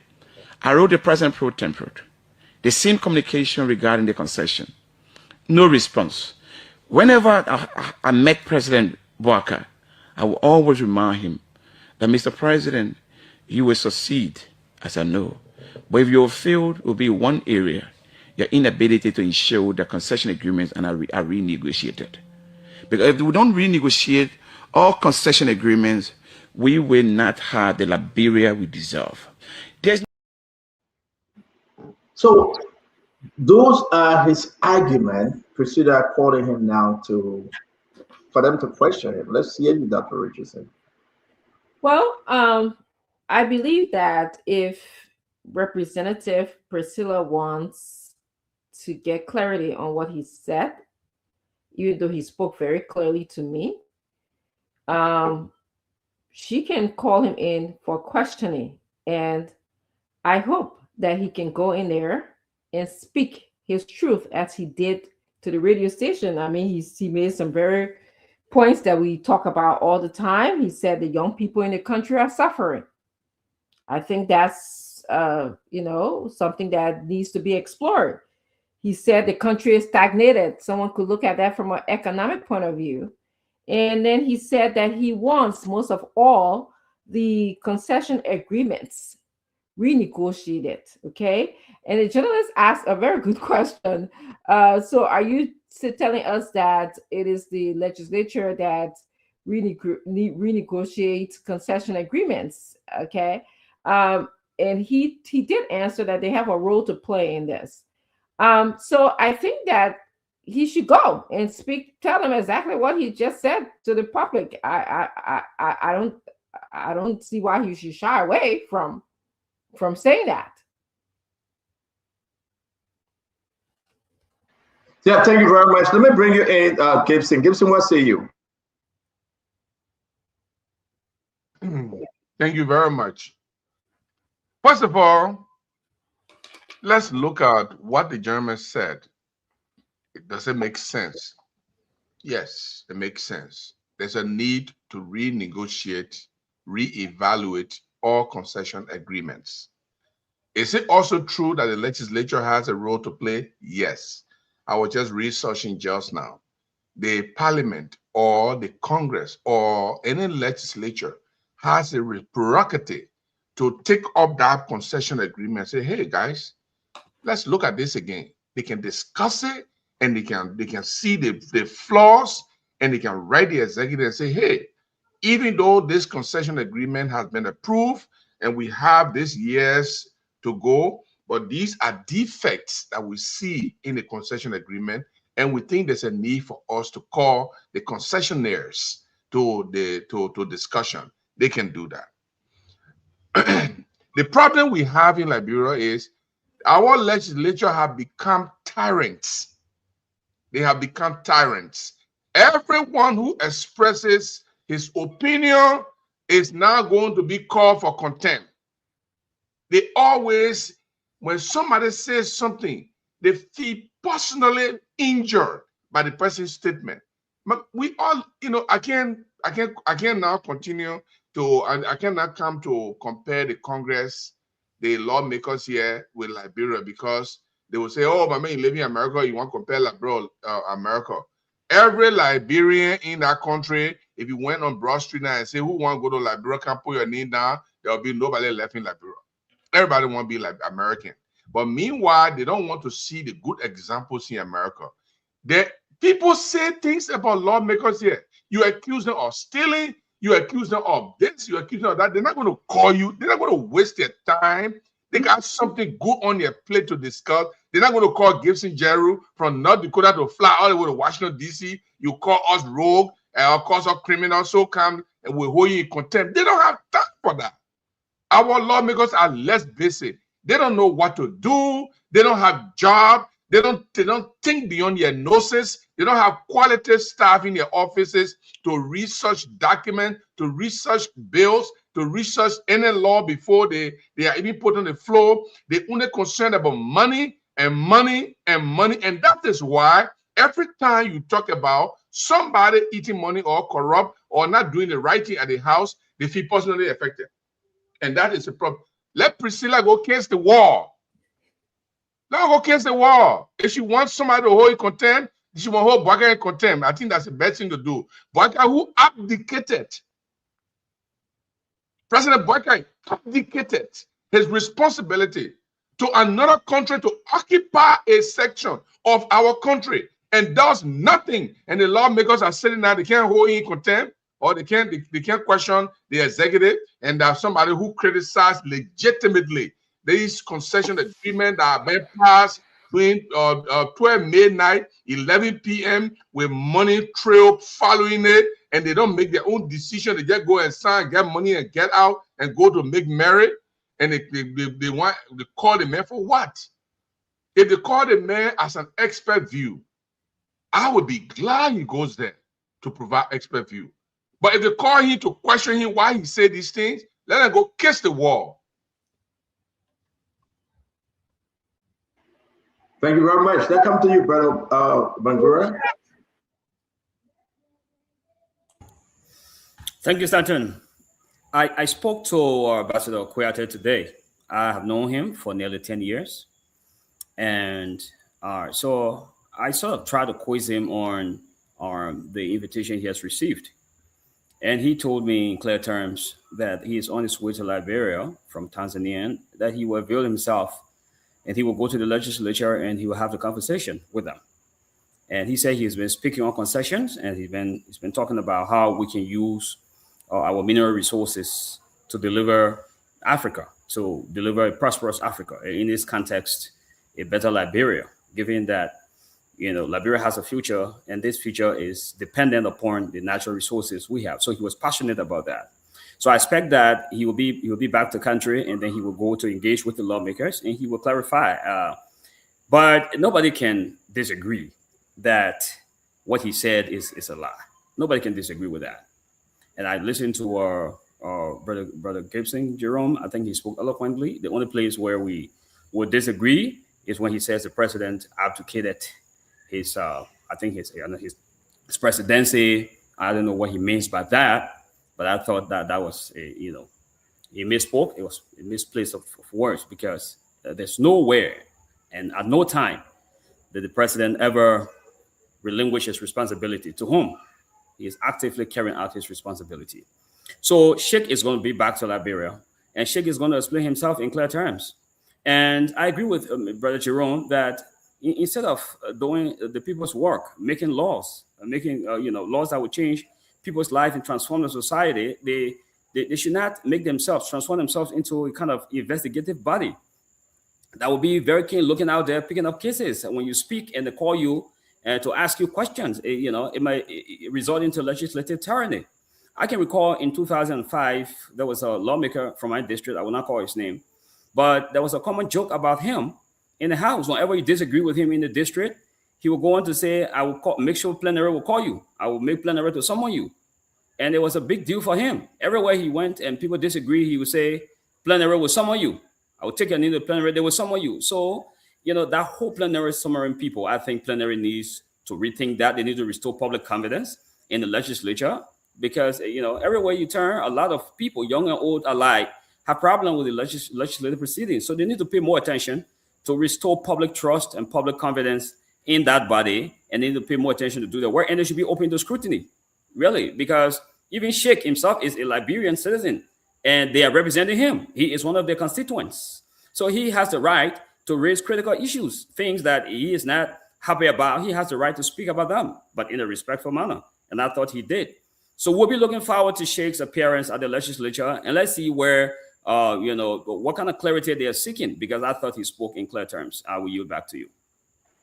Thank you very much. We're going to announce that Sheikh will be on the show on Friday. Like I spoke to him today. He will have appeared today, but he's traveling, and he will be on Spoon Talk on Friday to discuss this issue and other serious international and national issues. Dr. Josh, let's hear you.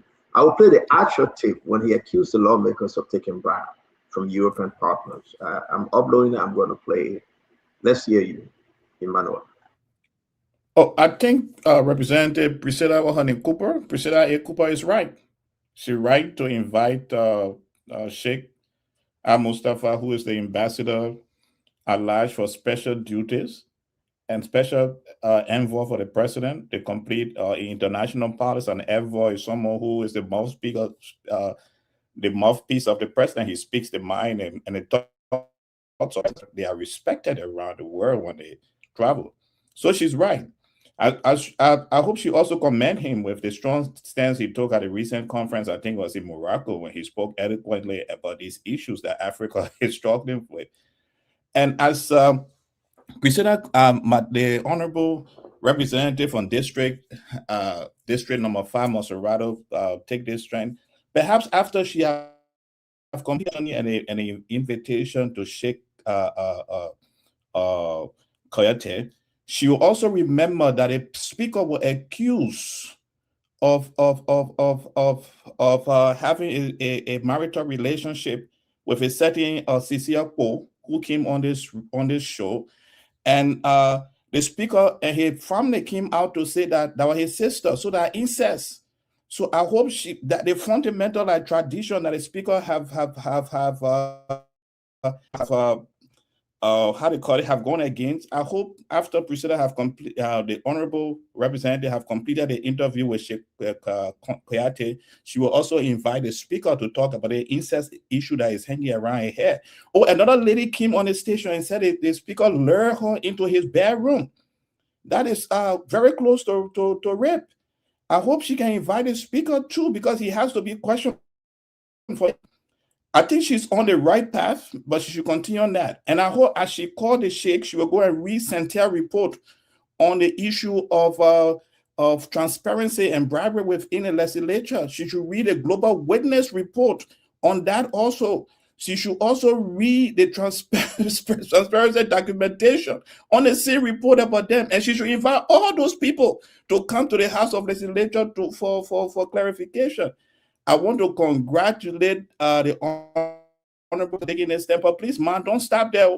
Make sure you invite Global Witness, Transparency International, because it's all on the internet that you can take bribe. So you got to call all the people to this meeting. And then we have recording that the speaker and his family say he committed incest. You have to invite him for comfort. He in the building with you. I don't know why you're wasting time to give him a letter to discuss these issues. So those are the things that we really need. Don't stop there. I will write your office. I may visit your office if you give me, so I can help you. I can even bring this report to you. If you want me to email you the Global Witness report, I can email it to you, Transparency International, so you can prepare for this issue of bribery in the legislature that you have never read before since you became honorable representative. So sometimes, when you laugh and people think it's true, but you raise a lot of strong argument here that people need to pay attention to. She's a lady, though. She's a lady. When Cecilia was crying, she didn't say anything. When other young lady from Maryland was crying, that the regime speaker have problem in paying child support, she didn't say anything. When somebody entered into Regime Speaker Richard Kuhn's bedroom, the photo we show here alleged that he wanted to rape her because she sold a car to him and he refused to pay, and he invited her into his bedroom. Priscilla Cooper didn't say anything. Priscilla is on the ballot 2029.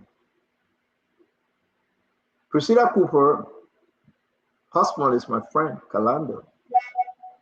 And I told him, as you get ready to run for district number 10, I hope you help your wife, because she's not proceeding directly for district number 5.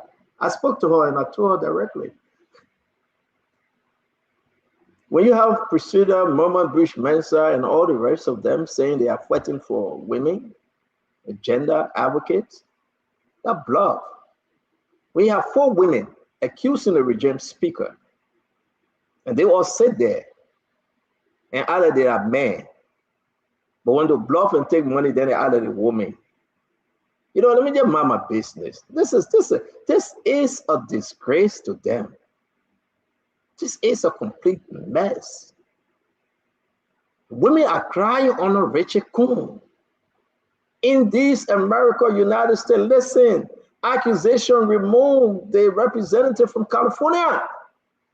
Remove the representative from Texas. And when you have women sit there and all the women are crying because they were abused and used, rejected, neglected, and now they're saying, we'll call him. They tell why we're taking bribe. Yeah, he did. He said these are allegations on them. You're wasting your time, Priscilla. We'll remind you. Regardless of your husband and my friend, it's my work to remind you. And I think Priscilla Cooper, she was on the firehousing case. You remember, right? And her name disappeared.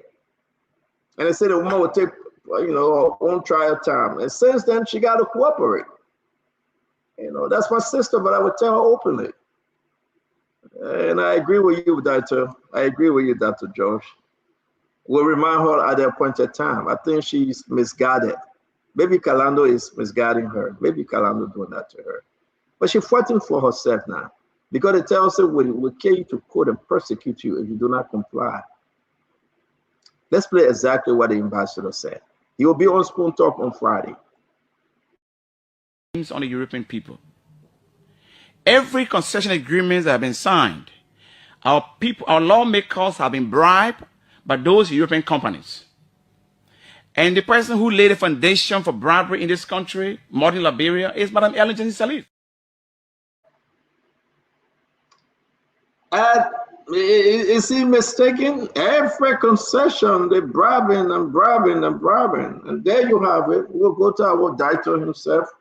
Dr. Bopler, talk to us, sir.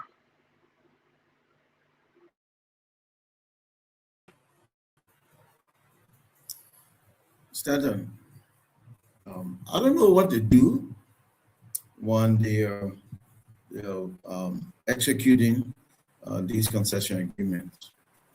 What I do know is that they are not doing it right. That all these agreements, one after the other, Liberians are almost nowhere to be found. We're on the tail end. We come and work for other people in our own country. So whether they're taking money, getting the 10%, greasing their elbows, I don't know. What I do know is that we're moving in the wrong direction in terms of these concession agreements. It has to be revisited, and Liberians have to begin to own significant portions of the economy. I've said that, I will continue to say that. And up next is Putu Mountain. And it's very important that that ends up in the hands of Liberians. History will judge us, Stanton, and those who have the privilege now to make law but to execute. They will judge us that in this country that is so resource rich, so much of its people are poor because they don't have access to the resources. We can't turn resources into wealth, and the ones who are doing it are non-Liberians. So we're in the backseat. We have to shift. We have to change that. Lawmakers, one place where you can do that. So I think that's what's important. And we need to have bigger conversations too about electricity, about running water. I would like them to call people to answer for why in 2030 we may, not shall, may be at 75% of electricity. May, for a small country with 5 million people. We're not moving in the right direction. We need to change course. The people who represent need to have conversations about the issues that matter to the people they represent. That would generate not only interest but support of the first branch of government. And in the executive branch of government, the people need to do right by their citizens. So that's where my heart is. My heart is with poor people, and I think we keep making the wrong moves, concession in particular. So yeah, revisit all of them. What did the Ghanaians just do in April? Stand up. The Ghanaians said we're changing course. Surface mining, 100% by December 31st. 100%. You like it, that's your business. You don't like it, you can leave. Beneath the surface, 50% by December 31st. That's bold leadership that reflects the needs and the aspirations of the people. We need to follow suit. Thank you very much. Kev, let's hear you. Stanton, yes, concession is very important to talk about. But what's happening in the country that is going in another direction that is very important. President Bokar has weaponized his legislature. It's not because he said they were corrupt, and he said, Ma Ellen, he called him Ma Ellen. They don't care for Ma Ellen, we call Ma Ellen. The first step that you play about President Bokar now reconciling the nation, and that's why they want to go after him. And you said it right, Stanton. She was charged. She got to pay them. If she don't pay them, she It should be tried. That's the country we have it now.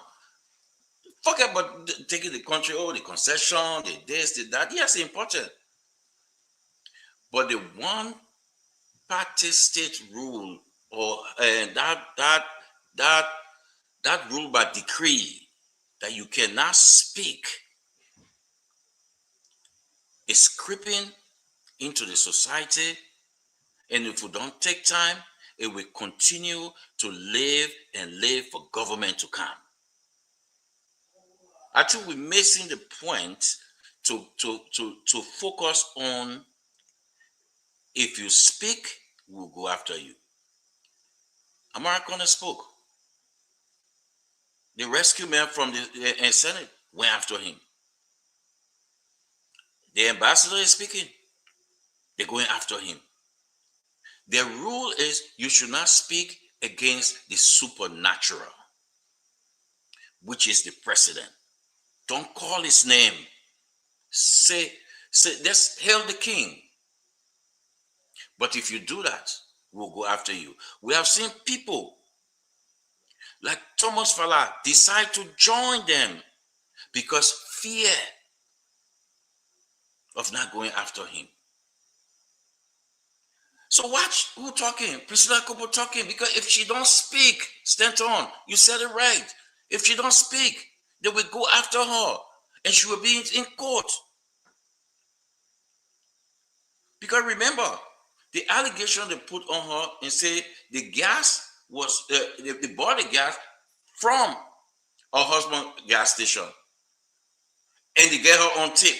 They put all kind of allegation on her, right? So they say, okay, now we got you. You got to go against the speaker. You got to do this. So they're controlling her now. So they'll put crime on you, fake crime on you, in order to get you. Imagine, this other man spoke, Central, imagine, just 30 seconds, a lawmaker spoke live on Spoon. He turned around and said that AI. Because they said, look, you guys say so, you say, I beg you, that AI. There's a creepy danger in our society, and we're missing the point. And this will take us to the dark days. Welcome to the show, Paul Kennedy. Welcome to the show, Jacob Jala. Paul, let's hear you. Thank you, Stanton. Good evening to everyone, Dr. Francine Richardson and the rest of the team. It's good to be here. Hey, Dr. Brookler, you are a great host. Thank you for inviting me over to your very luxurious home. But Stanton, the ambassador, you know, the day I heard our ambassador speak, he spoke, you know, from one end, I thought he was speaking towards the issue and being very objective about it. But then on another hand, I thought that it wouldn't be long, he will have, you know, fire on his gown. But that's the country we built for ourselves. When 103 persons sitting in the first branch of government who are supposed to limit or not limit. Well, let me interrupt you, Paul. I'm sorry, the representative Priscilla Cooper would like to respond. Let me hold you there and bring her in. Okay. Then we will proceed with you. Representative Cooper, you are live and welcome to the show. Thank you. A good evening to the rest of the panelists. First and foremost, I heard Jerome talking about the ambassador. We are calling him and charging him with contempt. That's untrue. My communication was written to get clarity and get facts.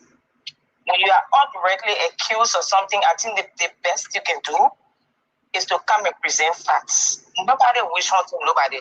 Nobody going after anybody. I listened to his interview on OKFM, and to say that everything we do at the House of Representatives we are being bribed is unacceptable. Senator, I just got elected in 2023. I started working in 2024. I worked for over 25 years in the private sector.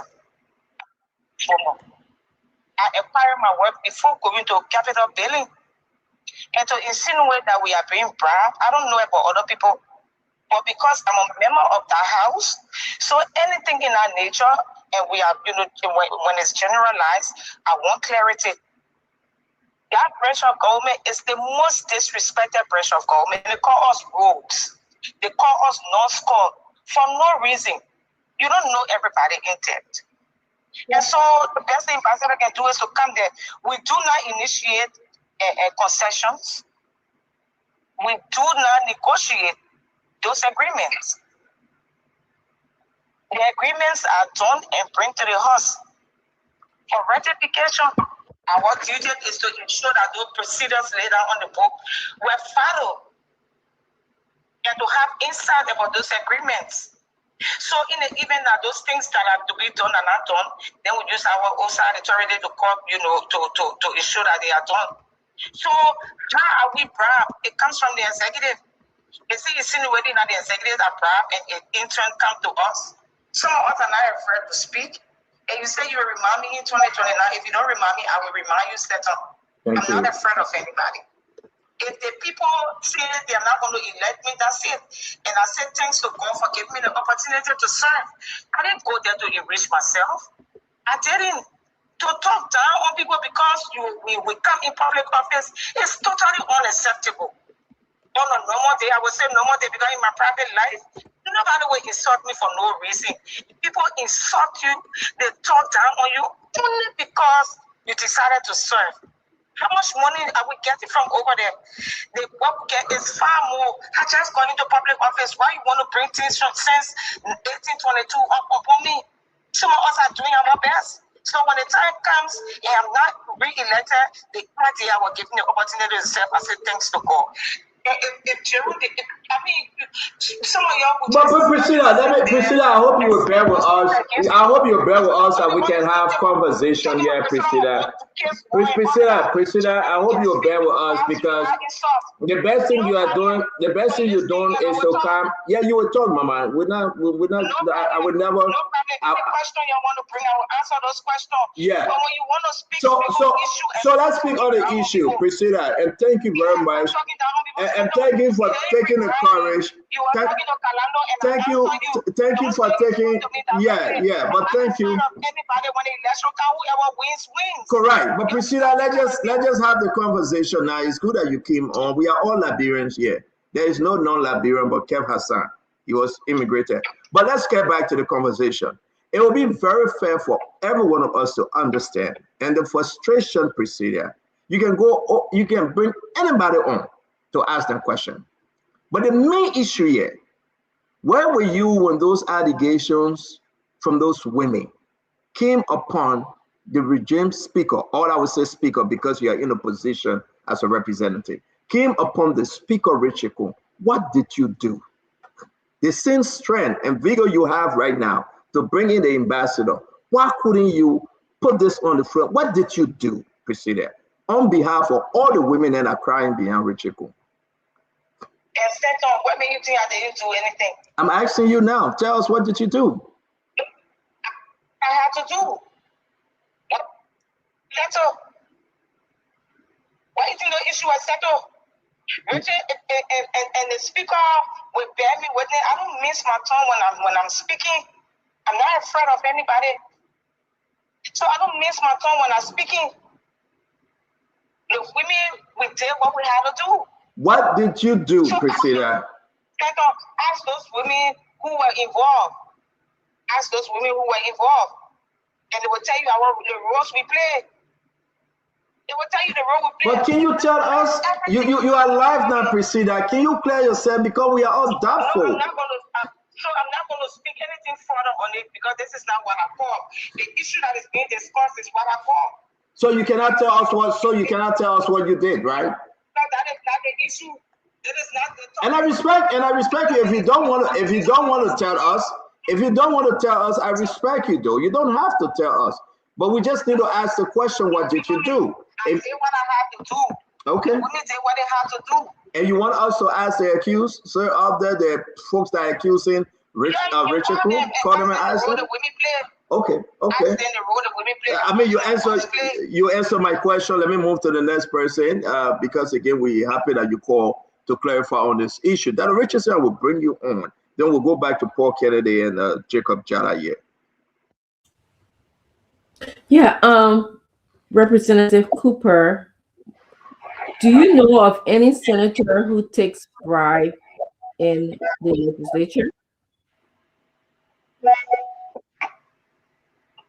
Sorry, Dr. Rezi, I didn't get you. If I know of any, is it senator? Yeah, I mean, do you know of any legislator that takes lawmakers that took bribe? No, Dr. Rezi, I too want to know who are those lawmakers he was speaking about. That is the reason why I wrote that communication, so that he come in and provide those proof or those facts. I don't know. It's going to be good for the Liberian people. If you explain and call directly and speak about those people, say exactly who are those taking bribes. If you talk about clearing the legislature or some corrupt members, call their names so that they will be removed. We're looking for we're looking for, we're all looking for whatever is good in this country. We're all pushing for. If I'm the one taking bribe, say Priscilla, you took bribe, you took XYZ, and these are the facts. That's what I want. Nothing else. He's not being held in contempt. It's only call. My communication was called in to show the proof about those people who taking bribes.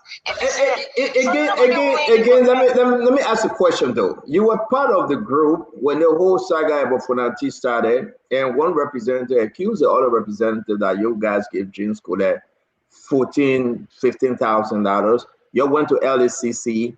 It's on tape. You were part of the whole lawmaker saga when the removal came. And they accused each other of taking bribe. How did it end? Did you call for an investigation? The investigation is ongoing. Senator, yes, the investigation is ongoing. LACC will come up with the findings. Oh, wow. Those lawmakers that were accused, they are being investigated by LACC. And they're going to come up with the findings. Let me bring it down to George. Dr. George? I have one more question. Yeah, Dr. Richardson, go ahead with your one more question. Yeah, my last question to you is, the Sheikh said that young people are suffering, the country is stagnated, and I believe he was talking about economically, and that the concession agreements need to be renegotiated. Do you believe or do not believe what he said? So I agree in part. I too spoke about it, that some of the concessions need to be reviewed. But again, Dr. Richardson, we are not the one to do so. So if we review those concessions, what we can do is to tell the executive to renegotiate, because it's not our authority to renegotiate. Okay. Thank you. I too agree that we should also benefit from these minerals that we have here. But the already accused other group of people, with no proof. I'm not going to say with no proof, so maybe he got proof. Yeah. And so that's what we want to know. Yeah, maybe he's coming with something. I can tell you that. I know that exactly. He's coming with something. That's what me too. I want to know. So I didn't write my communication because I want him to be silent. No, absolutely not. I want him to show proof. And I would be happy if he does that. Paul Kennedy. I'm going to be happy. Paul. Thank you. Good evening to the honorable lady. And good evening, honorable lady. How are you? I'm okay, sir. Good evening. Yeah, thank you. You raise a very good point that concessions do not generate from within the house, but from the executive, and it is only your role to rectify those concessions. In your term, maybe now it's 2 years in the house, have you all or have you been a part of any legislative body that have rejected any wrong or ill concession that came to the House that you think in your own knowledge does not work well for the Liberian people? Have you been a part of any group that rejected such, concession agreement? So, of course, the AML agreement was just before the House. There were a couple of provisions that we did not agree with, and renegotiation went on, and those things were rectified. Renegotiation went on from the executive and proper, and they were rectified. Thank you very much. My last question is: there has been several protests and fight in Nima County with Asala Metal and the concession that is ongoing there. Have any of you called back to probe into that matter to see why our people in Nima are crying from the hands of a concession agreement that you all ratified?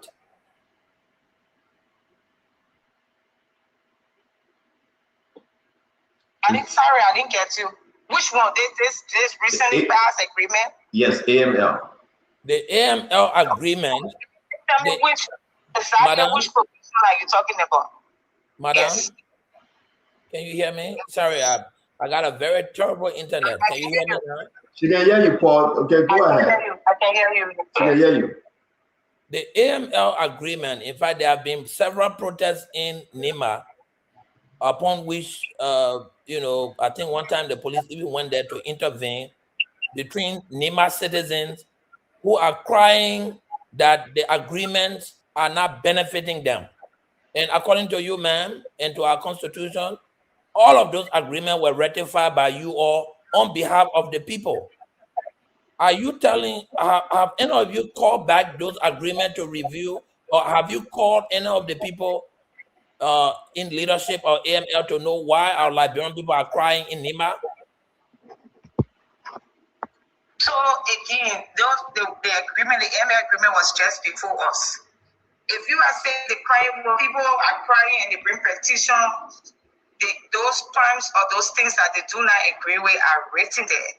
So I would need you to tell me exactly which provision in that particular concessions are they complaining about.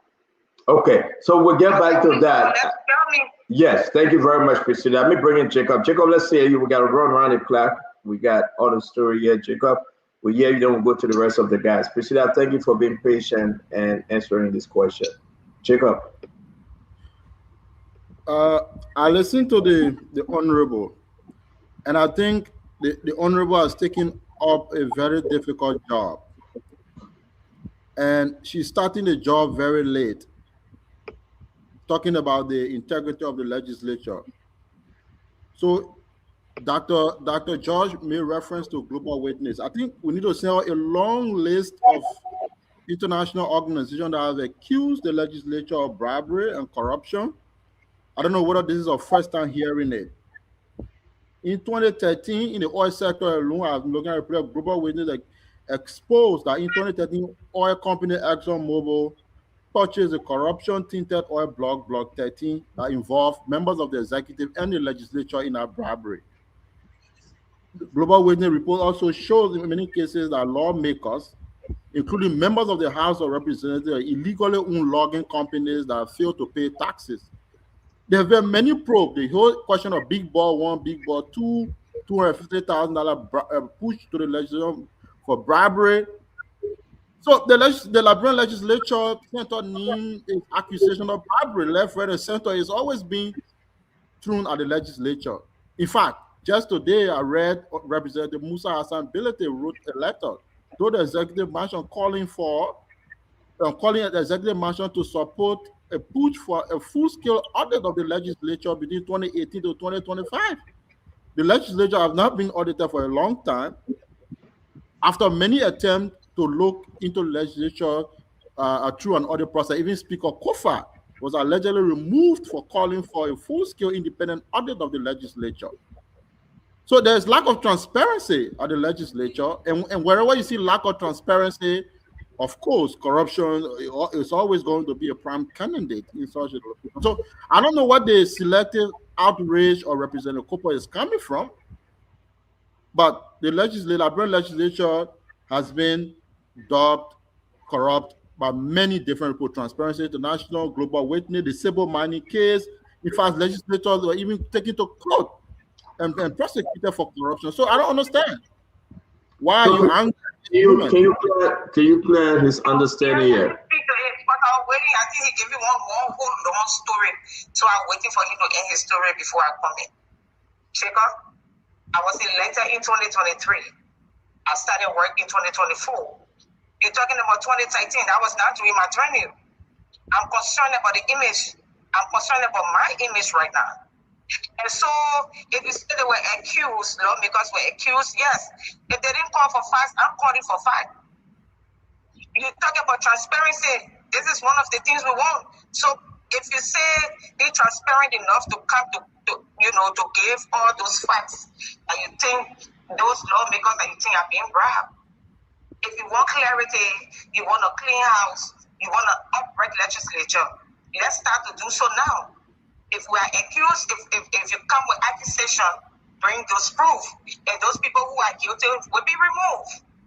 So because it was done in 2013, because all of those people accused lawmakers of stealing, of taking bribes, so we should just let it slide when it comes about. I said absolutely not. Because it didn't happen yesterday. It shouldn't happen today. No. You were sitting there, you from what it is, CMC. You want to take over power. Is that how you're going to do it? That when they accuse you, then you say, okay, that is slap because we're accused yesterday, so it's going to be the same today. No. I am not late. I just got to power. And what I can do, with the authority that I have right now, I will do it and check up. So because we're doing 2013 and nobody said anything, so we shouldn't say anything in 2026. That's not how it works. That's not how it works. I'm not late. Okay. This is my year. Thank you. Let run. I beg you, Jacob. You want to just be fast. That's a quick question. I'll be quick now. And if you listen to what the ambassador said, the ambassador talked about corruption and bribery at the legislature. He did not say the 54 or the 56. He talked about the legislature. So, I think the ambassador has a pretty easy job. He just needs to read the Global Witness report and audit report, and that'll be the end of the story. He's going to say which section of the legislature he was speaking to. As simple as that. If it is the 52nd, 50th, he will come and explain it. What is the issue? Thank you. He said the legislature, he will not specific. Let me bring in Kev. Go quickly now. Then we'll go to the rest of the guys. Let me ask you this, honorable woman. One of your colleagues, Mema Bridge, she accused Yeke for corruption, and she said Yeke is the most corrupt lawmaker. Do you believe that? If yes, and tell us why. If no, will you condemn Mema Bridge on the show today that she was wrong against one of your colleagues? Mema accused, she allegedly accused Yeke, and she said why she said that. She said to you, Yeke doesn't have any, or never had any staff in his office. It was in that context she was speaking. So she showed some level of proof or whatever to back what she said. In this case, if Mema had just said Yeke is the most corrupt and then follow it up with something, then you'll be asking me that question. But because she said that, and she said the reason why she said that, I think that was enough. So the person who's supposed to be asking for more proof is the person who's being accused. And that's Yeke. You saying Mema Bridge showed proof to the Liberian people that Yeke was corrupt? Where's the proof? She showed proof. Yeke, what it means, Kev, listen keenly. Mema said to you, she allegedly said that Yeke is the most corrupt. And because Yeke doesn't have any staff in his office, or he never has staff in his office, she said that. Oh, that's proof that Yeke is corrupt? That's a proof? That's an allegation. That's not proof. If Yeke be offended, he will call. I'm asking you what you say. Let she answer you. Come down, let she answer you, Kev. Yeah. Go ahead. Go ahead, back and forth. If you want to make for, we can make for. A woman, I can make for. But I'm making confusion with you. So you ask a question, and I'm answering you. You ask why I didn't say, and I'm saying myself to an audience or people who are listening public that Yeke is the most corrupt. Allegedly, Yeke is the most corrupt because of XYZ reason. And I just stated what she said. I'm quoting her. I didn't say it. And so I'm quoting her. So if Yeke feel that, whatever she's saying, she needs to provide more proof, there's a way to go about it. At the legislature, I send a communication. That is my way to go about it. To say, Honorable Koyate, please come and show proof of those lawmakers who were proud or who are being proud. Okay, so Kev, you got your second question? Because we got three more folks. My second question, let me say this. There's staff in that office. I wanted for her to tell me her position. But let me ask you this. What is the standing of your case? The alleged fire case. No, I would have spoken about it in my closing comment, but let me just tell you, because Stephen spoke about it. Yeah. I was accused of arson. I was charged for giving false information wherever to police officer. I was charged with criminal conspiracy. I was never indicted because there was nothing to show for indictment. The only thing I will question about at that police station is the communication I issued in November regarding the removal of chairs from the joint chambers. I would never want a question about fire, question about gasoline. I don't know who you said about gasoline from our husband. That is totally untrue and Kev. And you stop running with this different false narrative. If this is what all these things that you all say are part of those things that are preparing this country. So what's the status? What is the status of your case, Priscilla? My case went two term of court. So your case over? The case was dismissed. Oh, it was dismissed. I Okay. have my clearance in bed over. Okay. Bed over. My case still at the other court. It never went to the criminal court here because I was never indicted. Okay. There were at no time, anybody who went through that case, all the witnesses, even those accused will tell you, there were no time when they were ever mentioning anything. Nobody holding me for nothing. So I can praise God for you that your case was dismissed. Thank you very much for announcing it. On the communication issue in November. Well, you don't have to say anything further. The key answer here is that your case was dismissed. And again, there's news most people didn't know. It's good that you announcing that your case was dismissed. I want to go back to the Yeket issue quickly. And congratulations, by the way, and praise God for you. Quickly, I will just tee off Kev's last question. Let's go back to the Yeket issue. Mama Bridge Mercer accusation against Yeket that he's corrupt. Do you believe it? Your position, is Yeket corrupt? I have no proof of Yeket being corrupt. So I'm not going to speak on it or say whether I believe it or not. I will only believe proof. I will only believe anything when I see proof or some semblance of truth. I don't believe anything. Okay. That people just say in passing, show me some proof, and then I'm going to believe it. Anybody can accuse anybody. Correct. Not to believe it. Show some level of proof. So you don't believe that Yeket is corrupt? Do you think those are some of the reason why the ambassador coming up to point to Mama Bridge's statement and say some members of the House of Representatives are corrupt? Because one of the representatives said, okay, again, I'm not going to speak, right? Oh, I don't know what's in his mind. Yeah. If he honors this invitation that was extended or that will be extended to him, because I don't think the communication has gone out. The communication was read on my communication was read on the floor today. It was referred to leadership. Okay. The chief clerk was instructed to send me a communication to please come to leadership to show proof of those allegations. Yeah. Of bribery. So if it comes there, he's going to say whether or not what he said he got proof to them. That's all. All right, let me bring in the rest of the guys. Listen, Priscilla, thank you very much. I'm going to bring in Dr. Boplet, and we'll go upstairs to the three gentlemen that are willing to ask you some hard questions. Dr. Boplet, we have Madam Priscilla Cooper, District Number 5, Moserado County. Ira Cooper, good evening, and thanks for taking up some of your time tonight to be with us. And thanks for all you do to serve the people of Montserrat.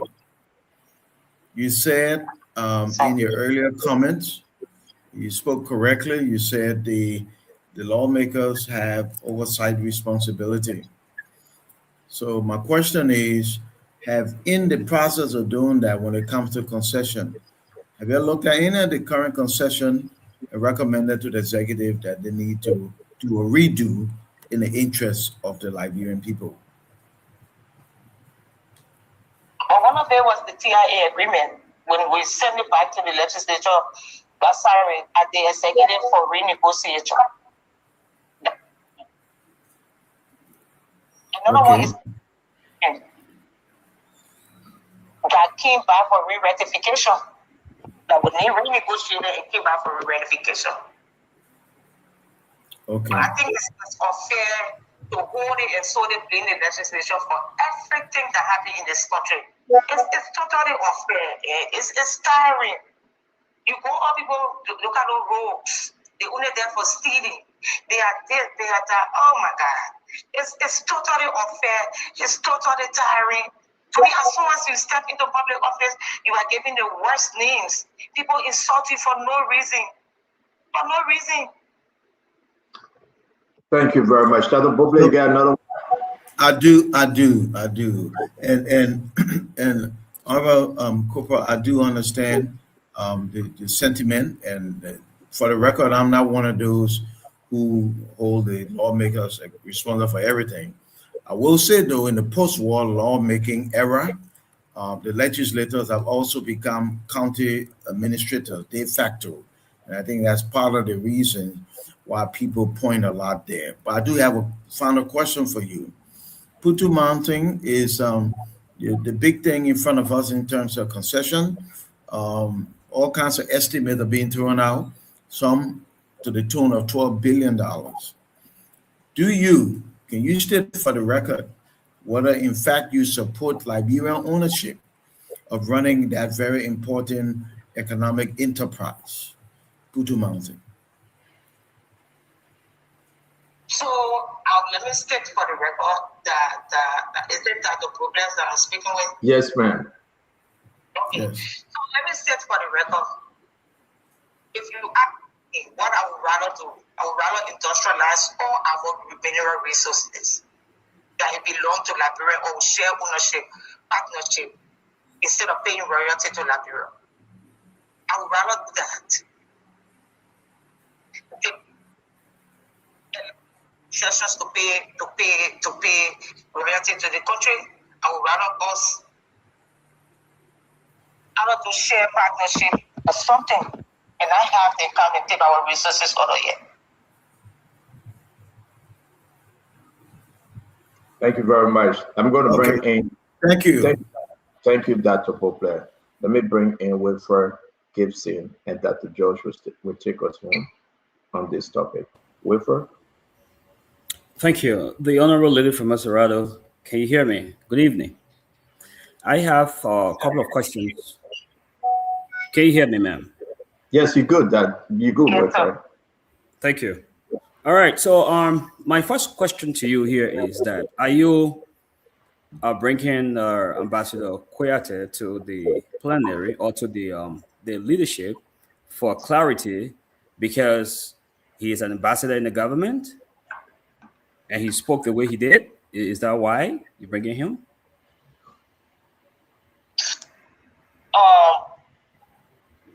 So there's a parable that says, "To whom much is given, much is expected." If you're at a table where decisions are made, and you make certain comments, you say certain things, it carries weight. The ordinary citizen accuse us every day, and nobody called them to the book. Nobody said anything. But if I'm a lawmaker and stand and accuse a member of the executive or anything, calling me to book is very necessary because the words carry weight. He's the ambassador at large. He stands internationally speak, you know, for the government and all of that. So some of these things you say, you should have proof for saying them. So yes, I'm calling it as one of his title. And two, because when you say these things, you have to have proof. Because at the end of the day, it becomes policy. Yeah, but Priscilla, though, I think, I beg you, Priscilla, I beg you, Wilfred. We have Sam Jala from Bombing. He accused the lawmakers of taking money.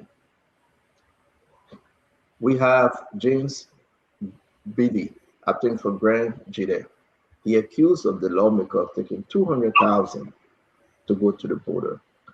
We get Mama Bushman accusing the lawmaker again, Yeke Koluba, of being the most corrupt lawmaker. We have folks accusing James Colette, the senator from Grand Cape Ma, I don't know where he's from, Collins is his name, accusing James Colette of taking $14,000 when the House of Representatives impasse that led to the removal of Konati Kofa. We can name 10, 15 lawmakers. I mean, then when we ask you, no, I just want to set this in procedure. It is from within your house that we know that you guys are corrupt. What have you done in leadership? Allegedly, yes. What have you done to curtail this allegation amongst yourself? So, Honorable Jala, referring to the rule of administration, the authority to investigate, and investigation is ongoing. You talk about another lawmaker, he accused him is one-on-one, but when you generalize it, so any member of the legislature can cite you to come and show proof. If Honorable Koyate has said, Honorable Priscilla Kopo took bribe for XYZ, that's a different thing. So, Honorable, for instance, another lawmaker wouldn't call him. The honest is for me to call him to come and prove it. But when you generalize it, that any member of the legislature who also need clarity and need answer, you know, has the authority to invite you. Okay. So you see another senator accused Honorable Colette. Honorable Colette needs to call him to show proof. If he doesn't want to do it, that is upon him. So you are talking about personal issue or, you know, one-on-one individual issue. Thank you very much. I think you're answering to the best of your knowledge here. We do appreciate you. Wilfred, sorry to interrupt you. Your second question, Wilfred. So, Stanton, you kind of like ate the words of my mouth when you elaborated that context. I was coming from that context. One lawmaker in the Senate said that the legislature. For your bowl, man, I am mouth. How would I eat for your mouth? You ate my words. You ate my words from my mouth. Figure of speech. What kind of funny figure of speech? I would eat for your mouth. You ate my words from my mouth. Figure of speech. I just thought you gotta stop distracting me, Stanton. But his mouth did not touch your mouth, correct? His mouth did not touch your mouth. I mean, people like wife can be talking of people. Gibson, please. This is figure of speech. For those who love literature, will understand what we're talking about. I know Dr. Francis and Dr. Glendy clearly understand. Doctor. But you look like one to me. Anyway, back to my question. My man, a special eye looking at me anywhere. Are you? But we got the representatives for my people. Yeah, you see that yellow woman too. Ask your question. I'm not being protected at all on this show tonight. So, Madam Lawmaker, there was a lawmaker from the Senate who accused the entire legislature of being spineless. To me, that was the most scathing critique I've ever heard of the legislature. Did you hear that?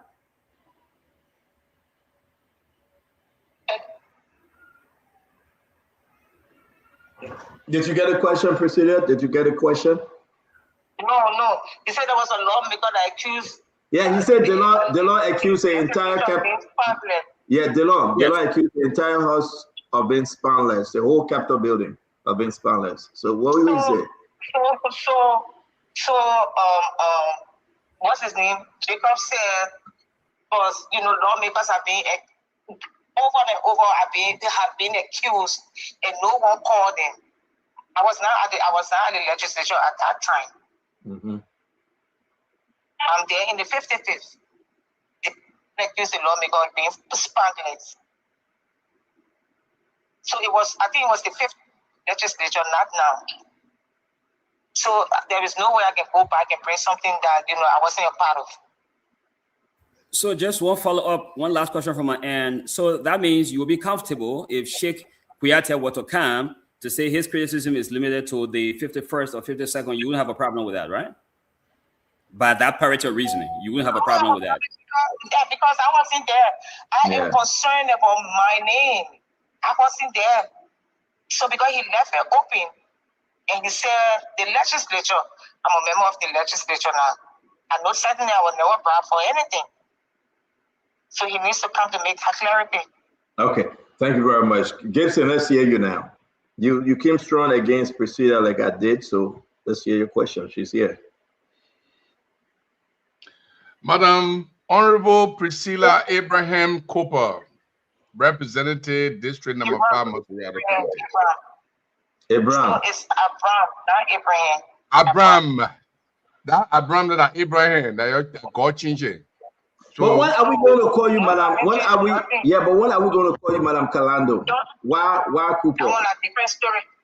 Different story. Personal thing. We're talking about bribery and the legislature allegedly. Madam Cooper, as a student of the Bible, Abraham was God who gave it to Abraham. Ask a question. So it is still Abraham. But let me go to my. That's a Ghanaian name, Abraham. It's not Abraham. No, okay. Let's leave that one for today. So first of all, did you make any effort before I ask my question? Did you make any effort to invite Ambassador Kuyateh to your office for a one-on-one discussion to understand his mindset? Did you do that? No. I did not. One, because he spoke publicly. So it's best to also speak publicly with those facts. So I did not call into my office. So do you think what you could have done in your office by calling him and talking to him and say, hey, look, you spoke like this and I'm concerned. What do you really mean? Where are you coming from? As opposed to bringing him where you have control in your office, as opposed to bringing him in the midst of other people that you don't have control. Which one you think was the best decision you made?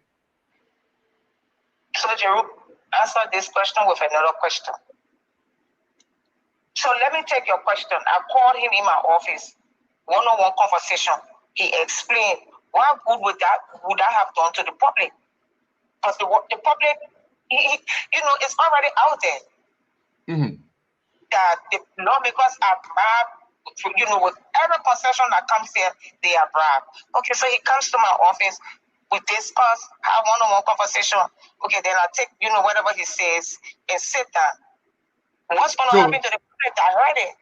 So what I'm going to do for you today, which I don't usually do, I will answer that question for you as a means. Let's finish. Okay. Still speaking, sir. I got my question on ice. I haven't asked any question yet, but go ahead. Gibson, let you finish. You got the flow. Let you address your first concern, please. So, Jerome, I didn't call him, and I wouldn't call him for any closed door section. It was publicly upstairs, and so it's best to come back in the public and explain and present those facts and call those names who were bribed. Okay. I will do something that I've never done before, but I'll ask my question before I do that. Okay? So I will respond to the question you asked me as a way of helping you and your office on a PR level. But I will ask my question before that. You said your case. Don't help me to do anything. Well, I'm not soliciting your agreement. I'll just help you free. So let me ask you my question. Let me ask you a question. You said earlier that your case was dismissed. There are 3 ways that I know, I may be wrong, that cases are dismissed in the court in Liberia. One way is you go to court, they don't see any merit, and it is made, the judge dismissed. The second way is the prosecution file a motion of nolle prosequi with either prejudice or no prejudice, and the case is dismissed. The third way is, I send it to you, Stanton, which you said your case has been in the court for 2 years. According to the revised rule of the Supreme Court of Liberia, it says your case must have been in the court for 3 terms before it is dismissed. Which way your case was dismissed? 3 terms, Jerry. Yeah, I'm not going to go further. My case was there for 3 terms of court. And for the record, I was never indicted. And so my case stayed at the city court. I was never indicted. So that's an open record. Go to the court, request for the record, request for whatever. I could go to court today. I'm not afraid of anything. I never did anything. There was absolutely nothing on my name. The only question I was asked at that police station during the preliminary hearing or investigation was about the communication I issued in November regarding the removal of those chairs or the, from the John chamber. Right. Mm-hmm. At no time was I ever asked about fire, about anything else. And so I was charged for giving misleading information to police officer or something of that sort. Absolutely nothing. And so if you had one more step further to know what I was charged with, you would have seen those charges. So did I hear you right to say that the police issue you a clearance that they no longer have any case against you? They were never with the police, they were at the court, Jerome. They were never with the police. The police did the findings and sent it to the court. We were all taken to the court. Okay, so let me do the honorable thing that you don't want to. You finish. Get to you finish. I don't finish. But if you know the question, we'll come back to it. The woman got to go against you. Can you be fair with the I'm the last person. She can take it. No, you got George here. George have not asked question, and Glennie have not asked question. I want to swallow George and Glennie. You know you like Glennie. She's here. Show some respect. I thank you, my man. Yeah. Do it for Glennie. Don't do it for us. You like Glennie, but Priscilla, no problem. I would say that even if she leaves, because she asked me a question and I want to tell her what other lawmakers do and get maximum result and maximum effect instead of come to you. We'll come to you against it. We'll come to you against it. Dr. George, do you have questions for Madam Priscilla Cooper? Oh, yes, I do. Good evening, the Honorable Priscilla Cooper. How are you? Okay, sir. Good evening. Nice meeting you, ma'am. I'm going to read a quotation from Front Page Africa newspaper, and then I will ask a question after I read that. So this is Front Page Africa newspaper of January 5th, 2026. So it reads, the spokesperson, referring to Mr. Venzeli, sorry if I mispronounced the name, Somo, who is the spokesperson on the speaker at the speaker office. He alleged that it was during this period that Quo offered to use her status as a U.S. military personnel to find immigration paper for Coon, provided he agreed to pose as her husband. Somo claimed that the deal allegedly involved an offer for which he stated the speaker paid $10,000. Do you think that that is an immigration fraud, Madam Cooper? I read it. I didn't get it reading. I can read again. Hopefully you will get me now. I don't know what immigration fraud entails in the United States. I'm not a citizen of the United States. I've never gone through any process of being filed for, to have status or so. I wouldn't know intent. So I don't want to speak on anything that I have no knowledge about. Okay, I won't read the whole story to you, but I will try to verify to see if we are on the same page together and we are very wrong. Madam Cecilia Poe accused the speaker of the House of Representatives, of incest, bigamy, and she went as far as neglect in the marriage, and he has some money to pay to her. The speaker on a Facebook post of December 24th, 2025 stated that Manapo was his sister. In this January article, the front page is saying that in the front page newspaper, the speaker spokesperson is quoted as saying that the son got into a marital relationship with his sister in order for him to get a U.S. immigration status. Do you believe, madam, in your mind, do you believe that that is a crime?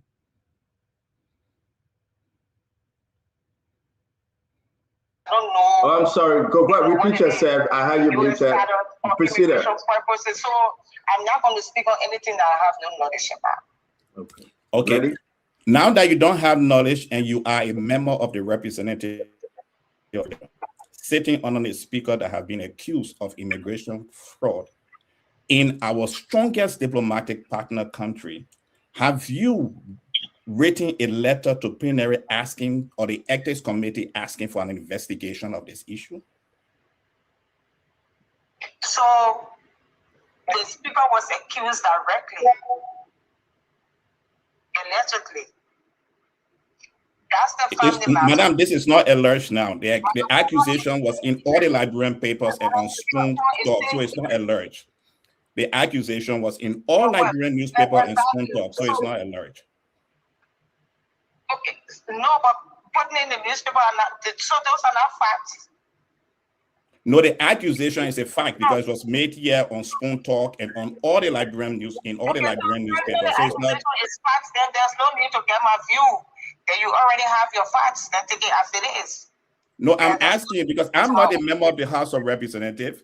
I admire you for the fact that you listened to this presidential special envoy speaking to the issue of bribery to the House of Representatives, and you wrote a letter to plenary so that would be clarified. I want to congratulate you for doing that. I'm asking you because you have such a great moral character, and you want yourself of the issue of morality within the House of Representatives, as you stated in your initial conversation. Don't you think, because I so much respect the morality that you stand for, don't you think it was your responsibility as a moral voice of the House of Representatives to have written to the Ethnic Committee asking for an investigation to the Speaker of the House of Representatives? So all your conversation or talks about morality and uprightness, I know you're being sarcastic. And again, I will say to you that I'm not going to speak on your immigration issue because I don't know anything about the U.S. immigration issue. Madam, I'm not being sarcastic. You said it in your very first comment on the show tonight. Now the reason why you said we always accusing people of bribery in the House of Representatives. Why you didn't do this one? Why you didn't do that one? I know you're being sarcastic, and so I'm not going to speak on any issue. Thank you very much, Dr. Josh. She played in the faith. Glendy, you're the last person standing, Glendy. Welcome to the show. So hello to the representative. She not live in America, but she pleaded fifth. Hello to the representative. I don't know if I have a question, but I think I wanted to follow up on. I listened to Stanton's one of his points, and then Dr. Joel has also echoed and almost asked the question that I wanted to ask, because in one of your statements you said, "To whom much is given, much is expected." You've come now, and I applaud you for the fact of you wanting to call the ambassador to come and ask some questions, because it means that you're also focusing on character assassination. I want to ask you again, I think one or two people have asked you, how is it that you can work with a leader who has so many scandals, so many, derogatory things out there in the public about the Speaker of the House of Representatives, and yet you're saying that we resolve it you will ask those women. Why should we be concerned with asking the women and not asking you who works directly with the speaker and his moral issue is not a concern to you, why should we ask the women and not you? Many those women are the ones involved, so you ask them. The same way I'm asking the Honorable Koyate to come and answer because he will hold those facts. It's the same way I'm asking you to ask those women. Priscilla, this is sad, man. This is sad, Priscilla. Let Priscilla answer, please. This is sad, man, Priscilla. No, the same way. Go ahead, madam. Go ahead, madam. Go ahead, please. Okay. They believe that nothing was done, even though I've said, and I said before, that things were done. There were conversations here. People were held accountable. And you said, no, I should state for fact. And I'm saying, no. Ask those women if nothing was done. I don't understand. I don't know what is it you want me to say again. And I don't understand my communication, why it would be such an uproar to say, okay, because it wasn't done yesterday, so it shouldn't be done today. I don't understand. And just as a follow-up to you in closing, I'm not one of those who are saying that you didn't have a right to question the ambassador. Of course you have a right because this borders on your integrity, and so you further that. But I'm saying to you, if you're so concerned about your integrity as an individual that you call the ambassador, why are you not equally or more concerned about the integrity of the House of Representatives as it relates to the leader of the House whose name is scandalized? Why is it not a concern? But I guess you can't answer. We'll find the women and we'll ask, just like they brought the information, they will bring it again. But I think if I were in your position, I would be concerned about my leader. Those women are staying here in clinic, so you can ask them. But I'm saying to you, like I said earlier, I don't miss my words when I'm speaking. And so it's not everything going to come in the public. Some of us don't like to go up in the public and just speak. So I'm not going to come to Spoon or any other radio station and say, I wrote the speaker and I asked him to do X, Y, Z. I asked him to clarify and I asked him to do this and asked him to do that. No. Me not coming up didn't mean nothing was said or nothing was done. Thank you. Thank you. Let me just close this up. We do appreciate you, Madam Priscilla Cooper, District Number 5, Montserrado County, Liberia. Would this be a public hearing or would this be behind closed door? You're talking about the communication to Honorable Koyate? Yes, ma'am. So it was referred to leadership. So we meet every morning. The leaders of the House meet every morning, and it's going to be on the agenda. And you will just answer to it. It's just a simple answer. If you want it to be in public, if you want to answer you with camera, will you allow it? Do you think the leadership will allow it? So that's not the plenary or the leadership decision to make. But do you think it should be publicly done? Yeah, absolutely. Because it was publicly done, so I think it should be publicly done. Madam Cooper, thank you. We hope we can have a copy of your clearance from the court, and congratulations to you that you were set free. And thank you very much for pointing to the fact that you wasn't indicted. Therefore, they closed the court. Yes, after 3 terms, the court set you free. We want to say thank you. And my regard to you guys stay in Ivory Coast or you're back in Liberia? You're back in Liberia. You're on vacation, right? How was the vacation? I'm in Liberia. I'm in Liberia Center. How was the vacation? I didn't go for vacation. Oh, okay. Thank you, my sister. I'll talk to you behind close door too. Okay. Thank you. Oh man. No, but I know Priscilla, my sister. You know, Josh Carolina, my friend. You know. But on the serious note, while we're here, the Undertaker with 2 major things happening. Nelson, can you post that that she's clear of all, whatsoever they were asking her for? That's a big breaking news, though. They have clear. She's no more part of the fire incident again. 1, 2, she said they resolved this thing with the women and we should ask the women. And whatever the situation is, she said they resolve it with the women. 2 takeaway. Now, she will talk to Koyate. Koyate going to ask for public hearing. I spoke to him today. He's going to go in there with his lawyer and ask for public hearing to present his facts or whatever that led him to say that allegedly they are corrupt. It's going to be very interesting. But what do you think? I think we should stop here. Bible study in 15 minutes. I'm done. I'm hungry. We'll do the rest of the day long and this George Solo and all the other issues tomorrow. I really do appreciate you. Let's do our closing though. Let's stop here. But let's remain on this thing about the speaker. And it took everything on Madam Priscilla Cooper to come here and talk today. I was surprised. What say you, Dr. Richardson? Let's start with you. You say you were traveling, and look, Abraham tired traveling with you now. He gave up and you can't leave again. You say you're going to go and let him tired. If I say you're going, well, go ahead. You can't hear my own business. You get into our own business. Now you just Priscilla on vacation on Monday. Let me do this quickly. Let me bring in another female representative. That would be my own friend, my own girl. I really like this woman, but thank God I'm married. I hope Game when I hear this one. But that's my friend. Let me bring in the Honorable Ellen Atowula. Hey, I don't know whether the woman will carry Prince Wula, but she's still carrying the last name. Welcome to the show, Honorable. How you doing? I'm fine, Yes, man. What was going on? What point you want to make? You are live. You are live on Spawn, Representative. Good evening to all of your studio guests or your panelists, let me put it that way. Yeah. I started monitoring the show late, and I'm actually out of Liberia. It's after 1 a.m.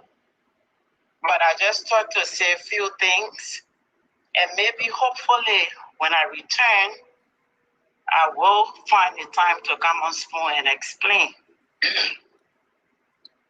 I listened, and the part of the show that I listened to, for me, personally, I want to say to the audience that it is not so much about the statement that was made by the ambassador when it comes to the legislators. If he actually said, it is not also good for our partners. So to say that the lawmakers are being bribed by all of the European companies, it is not also good for them. Tomorrow they might want to do business in another country, and they want to use Liberia as a case study for which they perform a piece of job. Somebody could say, no, that wasn't done the proper way, or it's not a guarantee because you bribe your way to have this concession agreement. So when somebody of that caliber makes a statement like that, it is not good for the legislators. It is not good for the partners. Personally, I will tell you, I was new in the game, and there were things that I could not fathom earlier when people talk about corruption. But later on, I realized certain things. When they talk about corruption, sometimes it's not about the money exchanging hands. It's about maybe compromising the procedure to do things. We are all not perfect, but the way we are just being castigated, it is not right. And maybe too, we will take some of the blame because we don't have the time to explain to the public the way things are being done. I used to serve as the co-chair on investment concession in the 54th legislature. And there are concession agreements that we have said to the executive that we need to review them. Quite recently with ArcelorMittal, I raised the issue. I said, why are we saying we're setting aside businesses for Liberians, and at the same time, we're giving concession companies the opportunity to produce, for example, water, even though they will pay $100,000 to water and sewer, but in the event where they produce more than what they're supposed to consume, they should sell it to anybody. So at the end of the day, you will find a concession agreement, manufacturing water, producing water, and selling it. Those are some of the things that inside the agreements that we have spoken about. Are we doing our best for the Liberian people? Yes. Can we do better? Yes, we can do better. I'll be honest with you, we can do better. But when it comes to certain statements, and I heard some of the comparison that you try to make, whether you or one of the panelists, I just think they weren't so related. For example, Honorable Mema Briggs-Mensa said, Yeke is one of the most corrupt lawmakers because he doesn't have people working in his office. Okay, that's what she said. How can she prove that? It is clear. We have the comptroller. Can you produce the office staff or the office staffers of Honorable Yaka Koluba? So that is two different things. It is his office. And our staffers do work at the will and pleasure of us, like the way people work at the will and pleasure of the president.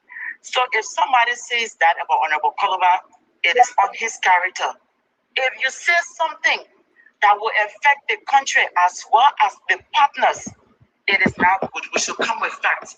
I'm a public, so I'm open to criticism. I'm open to whatever thing, but I mean, if I would want to say something based on my position, I will make sure that I have some facts.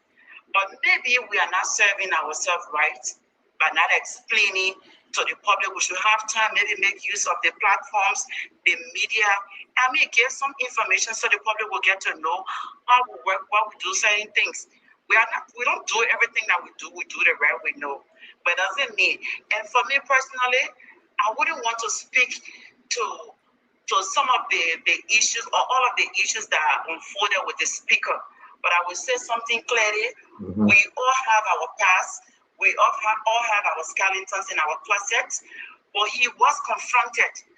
If you remember, the last lady who came out concerning the money with the car issue, she went back on social media and she said, I got my money. I told you, we called the speaker and said this thing, the one that happened in the past before you became speaker, we tried to intervene. Going forward, anything that will happen that will be fresh, this will be the precaution that you have to face. Ellie, mama. Ellie, the man called the woman in the room. The man took her in his pants. They didn't say anything in the press. So which one are you talking about? I will agree with you that CC own in the past, maybe. No, listen to me, please. Yeah. I said the one with the most recent one with the vehicle. Yeah, with the car vehicle. Yeah, I told that story. Yeah. But I'm telling you that her cry was, he's owing my money and he tried to take advantage of me. Did she get justice at the end of the day? Yes, because her money was her primary concern and it was paid. But Ellen, so you Ellen, morally, Ellen, I beg you, Madam Representative, the woman was in the bedroom of the speaker. You cannot justify because he paid the money. And I was on the phone. No, let me say something. I beg you, Mama, let me finish. Let me make a point. Let me make my Ellen. Let me make a point. Let me just land first. Yes. So I don't get misconstrued. If bedroom, excuse me for the expression, and she even took off her blouse. If she said no, it is no. It gives the speaker no right to go further. And was surprised what I listened to. She didn't think that would have happened when she was caught in the room. Maybe they got their own friendship or their business relationship, so she was comfortable and she wasn't thinking right. Was it wrong? Was it right for him to do speaker? No, you have to have boundaries and know that your business partner is a business partner. Don't lure somebody into your room and allow this to happen. So, let me ask you a question. Let me ask you a question. Let me ask you a question. But let me ask you a question. If we put out Speaker Richard Coon on that day with that lady, that he took off his private and post it as alleged by her, will you call for the removal of Speaker Richard Coon? I will condemn it. Will you call for the removal? Will you call for the removal of Richard Coon once we post that video? Yes, if you post that video and I see it, yes. Okay, thank you. I'm saying that, and let me tell you. Let me make the case. I know you will go further because this is very sensitive. No, hold on, Madam Ellie. You need to see the video. Yeah. Madam Ellie, I will say to you though. Yes, I'm here. One, she entered the speaker bedroom. She gave me that video. I talk to her every day. I don't want to call names of lawmakers that I spoke to that took the money to her and paid this woman money and we let go. But that particular video, folks that beg, I begged the woman, said, please don't share this video. I don't want to go there. But if you're saying that if that video is shared, you and other female will call for the removal of Richard Coon.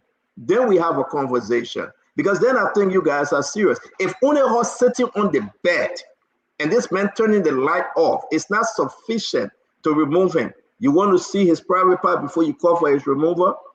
Then let's have that conversation. Center, I'm not going to talk. I'm not going to say something that tomorrow you remind me of my words. And I want to be reminded of my words in a positive way. So I'm not speaking for the other legislators. I am speaking for myself.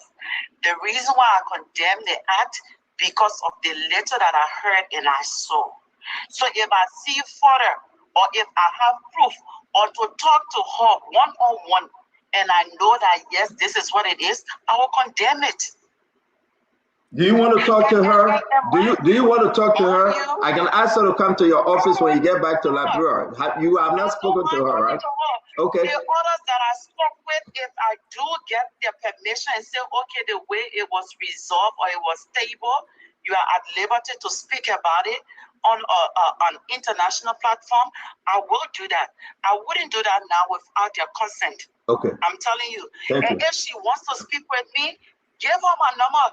I will speak with her. No problem. You would do that. No, I respect you. I respect you would do that. Nobody should go through that. And I'm telling you, what was even more mind-blowing is to know that they have business transaction. You understand? So if we're doing business and then in the middle of our transaction, you try to bring something that it is wrong. So at the end of the day, she stated clearly, you just tell this man, since I thought this man was going to maybe harm me or do this, it ain't happening. What I want is my money, fine. But if she thinks that she has gotten the money, but there's more to that, Stanton, please share my number with her. No problem. I got you, Mama. I will, as a matter of fact, I will call her and put you on the phone, and you will exchange number, and you will talk to her. We do appreciate your time here. We have totally all the time. Let me go praise my God. Yes. I don't know which country you're in. Thank you. Which country are you in? I'm in Eswatini representing Liberia. All right, come to America now. I can represent Liberia here too. Thank you very much. I was in America in March. But why you didn't call me? And you ran away. You ran away. Thank you, Ellie. Thank you very much. It's good to have you. All right, bye-bye. I mean, it's a great thing, guys. We want to say thank you very much, Dr. Richardson. Take it away. After you, we're going to go to Dr. Poplar. You know, he's an old man. He got to go to bed early. So after Dr. Richardson, Dr. Poplar will do his closing. But I think we got something today from these lawmakers, and it's very interesting. I could see that you have a crush on her for true. That's true. That's my best friend, wife. Yeah, that's my best friend, wife. I pray that it shouldn't divorce. But I think I wanted to say that. You're praying that it shouldn't divorce, but if they do.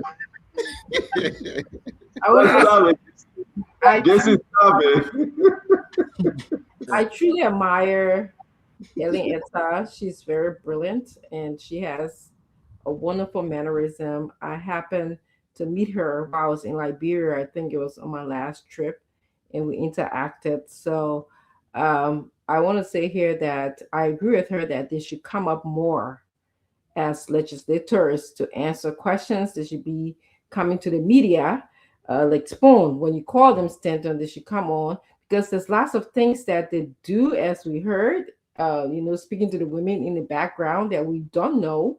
And the more that they speak. Dr. Richardson, sorry to interrupt you. Ladies and gentlemen, I beg to depart. It's time to go to church. Dr. Richardson will take it from there. Dr. Poplar will go next. Nelson Collet is coming up. Everybody have the 2 minutes to do the closing. Till we meet again tomorrow. Have a wonderful evening from my end. Thank you.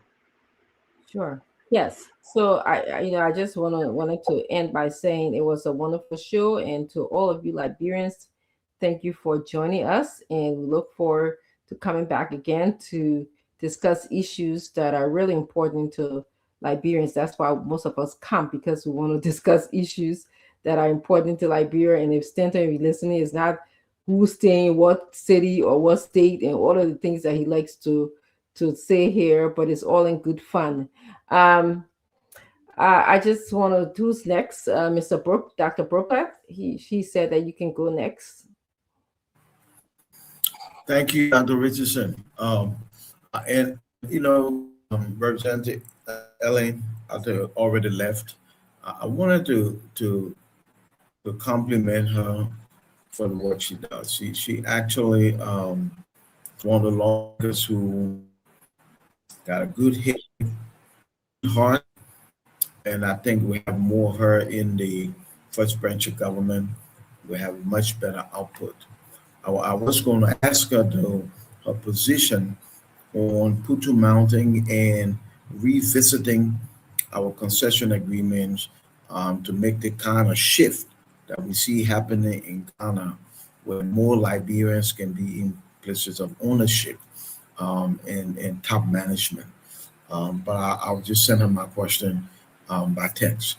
But I just want to appreciate her, and as always, Doc, I'm glad to be on the show because an opportunity to share information and hopefully generate solution for our country. At the end of the day, I think we all should be able to find solutions for the country, no matter which side you're on. Good roads will benefit all of us, regardless of their political persuasion. Better educational system will benefit all of us, regardless of their persuasion. So we all need to push for better for ordinary people. That's my mission. I try to do that one show at a time, one voice at a time. Thanks for the opportunity. It's good to be here as always. Yes, I believe that who's Wilfred Bangura was next. I think you came on. I don't know. Is it you, Dr. George, or Wilfred Bangura? I'm not sure who came on next. If I could just say something, if I have to ask the representative who was just here, Ellen, a question, it would be: does she wish for the legislature to be audited? That was something in my mind that I would have loved to have asked. What was her thoughts about that? I don't know, between Dr. George and Wilfred Bangura, which one of you were next? Dr. George. I would defer to Dr. George. Okay, all right, Dr. George, and then you go. I thought you always like to go to bed early. Yes. I would like to say thank you to every one of you for the conversation we had tonight. Thank our listeners and audience for joining us on Facebook, YouTube, various television and radio stations.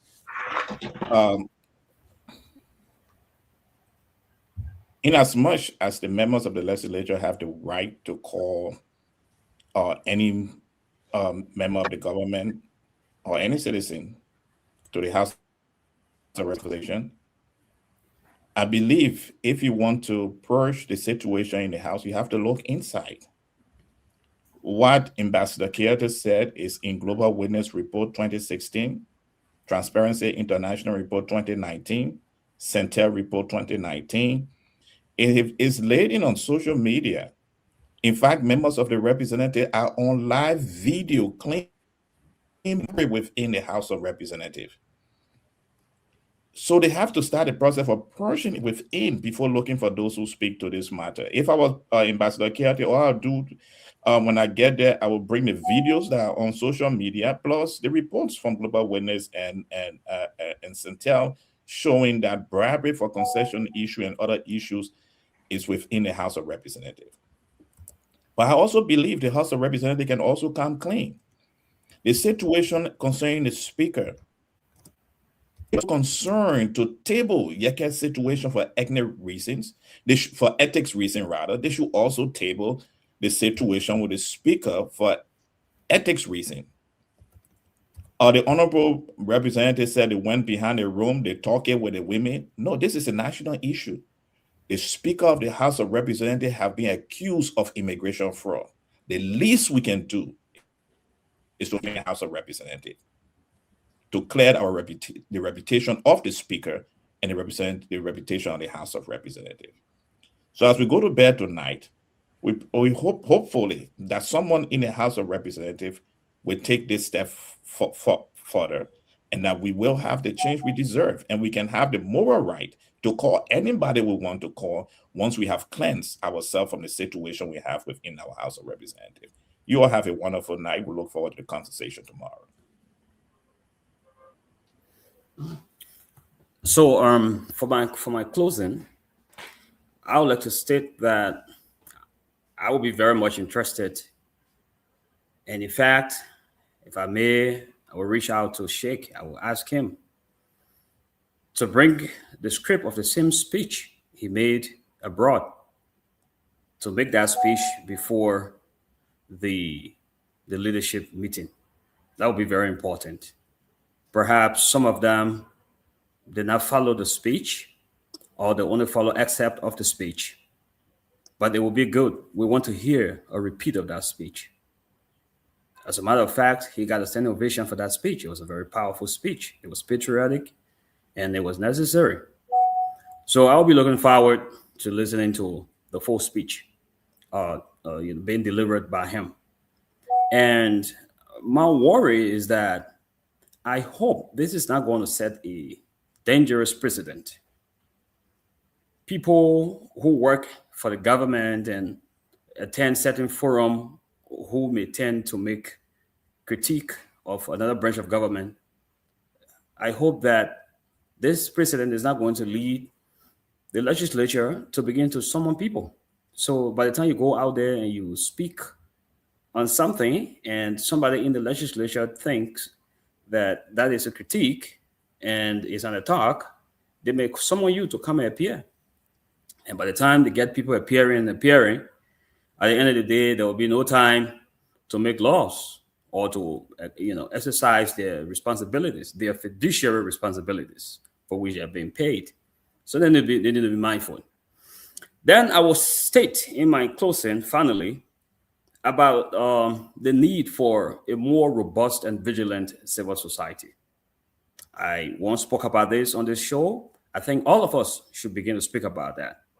It didn't take long. We saw a very horrifying sign of a debilitating civil society when the lady was stripped naked. It was discussed on the show. I don't intend to reignite that or to go back to that. But we must continue to encourage people in Red Light, in Waterside, Old Road Market, Broad Street, Round the Street, wherever you are in your communities, do not sit there and allow talks to victimize any peaceful citizen on grounds that you are afraid that these people can have knives, that when you try to intervene, they will juke you. This has become a culture that has permeated the society and it has metastasized across the country. If the civil society cannot stand up to be vigilant, to protect members of the public against those gangsters, those hoodlums, and those zogos, and however you may term them, this toxic culture will continue. They will always see people as vulnerable and they will jump on you to attack you.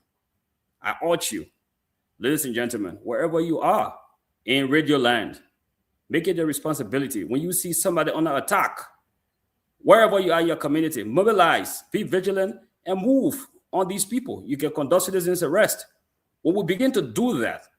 We will begin to stand up for one another, for each other in our communities and in our society. Most of these rogues who rob people in broad daylight will be afraid and they will be discouraged and will be helping the police to fight crimes. But let's not stand there and see peaceful people being victimized. No more days like those. On that note, are you back to Dr. Francine? And I thank the two ladies here for always making our show spicy. Much respect and good night to everybody. Thank you. Thank you. Dr. George? I'm done. Oh, I'm sorry. Glendy. Oh, Glendy. And then we'll make Mr. Kennedy last. Are you in Liberia or okay? Oh, okay. Glendy, do you mind if Mr. Kennedy goes since he's? No, I don't mind. All right, go ahead, Mr. Kennedy. And we'll make Mr. Gibson Jury last. Thank you, ladies. Of course, to my sister-in-law, my most beautiful sister-in-law there. Listen, it is. I don't want to speak big English, so I will speak a regular, common English. You don't want to metastasize the situation. Or convolvulate anything here.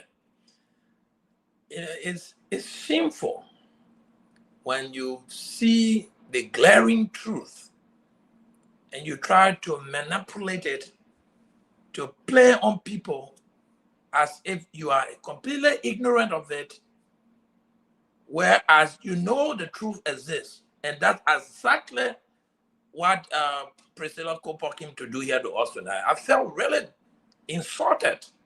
I mean, when you try to insult my intelligence by mingling questions to answer it the way you see fit, then I think you think I'm stupid.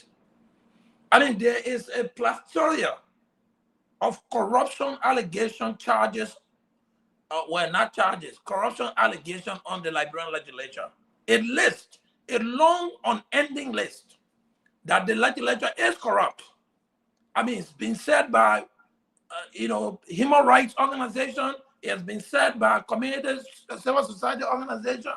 It has been said by international organization.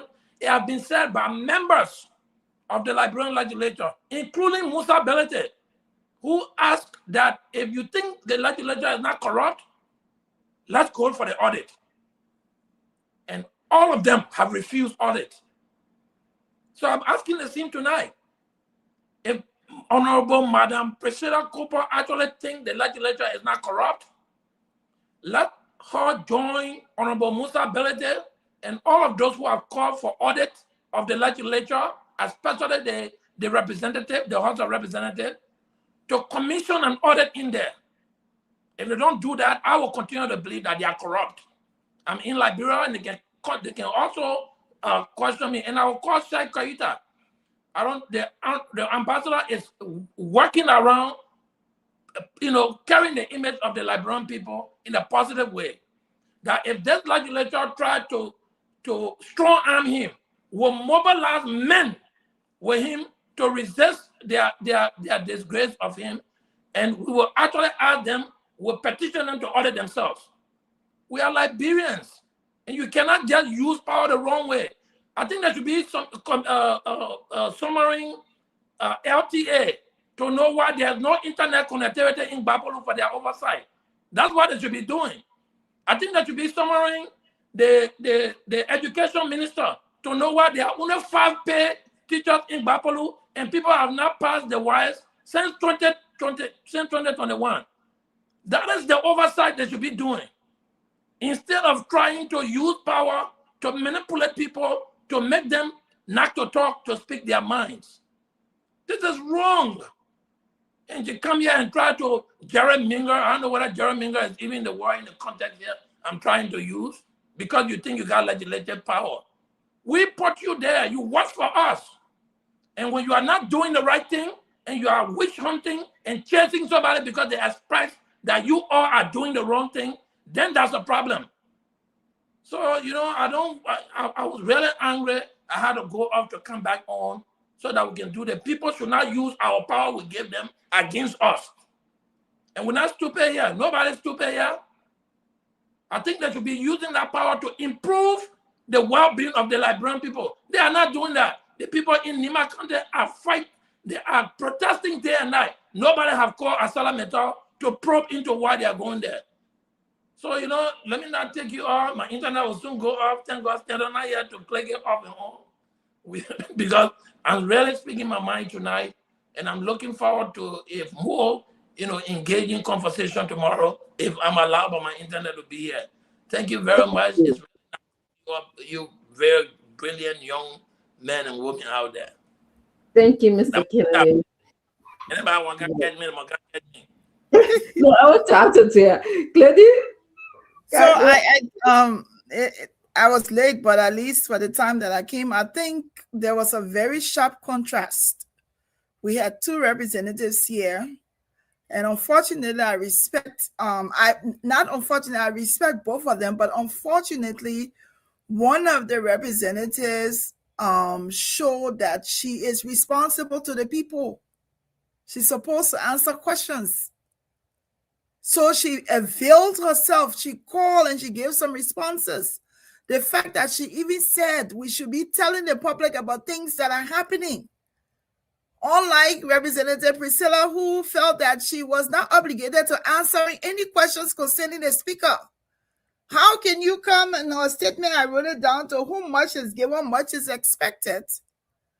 But you're expecting the ambassador to respect you when the entire house from the head is rotten. it's not something that's surprising. It's something that it's a known fact that they never even addressed this. They didn't even make a statement to say we're going to look into it. We're sorry, or this is what we're hearing. These are hearsay. We'll investigate. Come back to the public. They just felt that the speaker and everybody else in that house felt that they were not obligated to the Liberian people. And then she comes and she crowns it to say, yes, we're not obligated to you, or what I came to talk about. You're focusing on someone, but you're not focusing on your leader. The English people can say, make that make sense. Make it make sense. That you think you're focusing on somebody because they call you corrupt, but your own leader, the head of the house, has a lot of issues that he has never addressed. But I think the bravery from Representative Ellen was good, that she came to some degree to say, yes, we're responsible to you all. Yes, I can answer these questions, and that's what we want. We want to see that our leaders know that they are accountable to us. We should ask them questions regardless. And all of the noise and the placards about what Sheikh said, so many other people have said that. Even during the COVID time, I used to call them greedy hunters. I said that. All of those times, we said those things. So why are you picking? And they should not use this thing like it's a witch hunt so that people become silent. You're tempering upon somebody's civility. They shouldn't do that. They should stop that. They should stop that. The road that the trajectory that they're on is wrong. That people can't speak freely, that you're silencing people. And people said it out here. Some people have said it that they're going to call him. And true to the word, they've called him now to question him. People should be free to speak. And not just say, when they get ready, they talk. My sister Mama can tell her mind. She speaks out. So you can't silence people and then you make everybody tense in the country. And when you're saying you're here, you're promoting free speech, and then you think nobody can say, and then people get afraid, and you make the whole environment so tense that they can't speak. The representatives, they're responsible to the citizens of Liberia and not to themselves. I think it was wrong for them to never address that speaker issue, nowhere, ignore those women, and then you as a woman coming out, you're saying, y'all go ask them, don't ask me, we fix it. I think that was wrong. I think there were opportunities that she missed tonight that is going to haunt her in the future, in my opinion. Thank you. Thank you for everybody watching. Lily, thank you. Gibson Jerry, I wanted you to include in something that you said. Yes, absolutely. I will. Yeah, if you can just expand on, you say a charge can be dismissed after 3 terms of inaction. Yes. Please. So does that mean that you are guilty or not guilty, or they just didn't call you to court? According to the Supreme Court's new revised rules, that if a case stays for 2 terms, okay, and nobody picks it up, the court should allow 1 more term. On the 3rd term, if nobody picks it up, then the court should dismiss the case for inaction. That does not mean that you're guilty or not guilty. That doesn't mean you are guilty or not guilty just because somebody did not. Especially, this rule was developed because of prosecution. Sometimes the prosecution just go charge people and just go and lay down. Okay. And then the person got a case hanging over them. I see. Or somebody who is a big person take you to court, they charge you, and the person just forget about you, and then you are there. Some people are in jail because of that. A lot of people are in jail. So because of that, the Supreme Court came up with that rule that if somebody cannot be prosecuted or a case cannot be picked up within 3 trial time or court terms, then that case should be dismissed automatically. The other one is not a prosecutor, which the prosecution will say, you know what, we don't want to prosecute a case. Either we don't have enough evidence, or we just feel that at this point in time we cannot prosecute this case, and then not prosecute the case. Or you go to court and the court judge you and you are not guilty, and they dismiss the case against you. So those are the three things I know. She said she contradicted herself a little bit. I didn't want to argue because she said the case was not in court. She's not indicted, but it was at the magistrate court. And then I asked her, did she get any clearance from the police? She said, no, the police is not no longer at the police, it's at the magistrate. If it is at the magistrate court, then it's in a court. Then that means what? So it means, and she will be right that the prosecution did not go and seek indictment, but they stay in the court. You have to get some clearance from the magistrate. That clearance, I hope she has it. If she doesn't have it, then that's another politics of the day. And the thing I wanted to tell Madam Cooper, I don't know what make her feel particularly engaged that Ambassador Sheikh Kouyate's statement is breaking to her. What is so important that she should be the one to take out the case? You know, Bob Marley sang a song. We used to sing to Ijero those days. We used to sing the reggae song. And one of the songs I used to like is "Who Jack fits, let them wear it." So if the cap fit you, thank God singing on your career because the tune said my prayer not easy now. So who the cap fit wears it? Who the cap fits, let them wear it. Okay, thank you, thank you, Glennie. Me and my in-law in the choir. What are you talking about? I see. That's good. So, Dr. Richardson, if the cap doesn't fit you, there are other ways you can treat this matter. And what I wanted to tell her to get used to is, if you see someone make a comment and you think that it impugns upon the general character of the group you find yourself, it is a good thing for you to invite the person to your office. When you invite the person based on the conversation, you can do two things. You can write the planner and say, hey, based on our conversation, I believe that he was adamant and he wasn't listening, and so I think I need to bring it here. The second thing you can do is you can call a press conference and say, I had a conversation with this brother and he said this, and I want to make myself clear now. I am not part of this, and I think he made a wrong statement. And because he made a public statement, you can deal with that. Okay? So that's why I wanted to tell her that not everything you carry to the plenary. Now, I don't know who asked her whether you're going to be open. Somebody asked her. She said now you're going to be a leadership meeting. You're not going to be open now.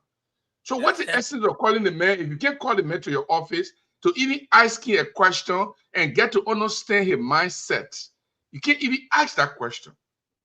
But now you're going to go to a leaders meeting that is not going to be open to the press. What is the essence of that?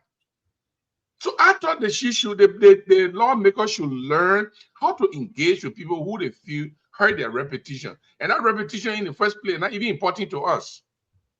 It's not important to us because majority of the things they are talking about, they are involved. Has she not taken free money before from the government to do something?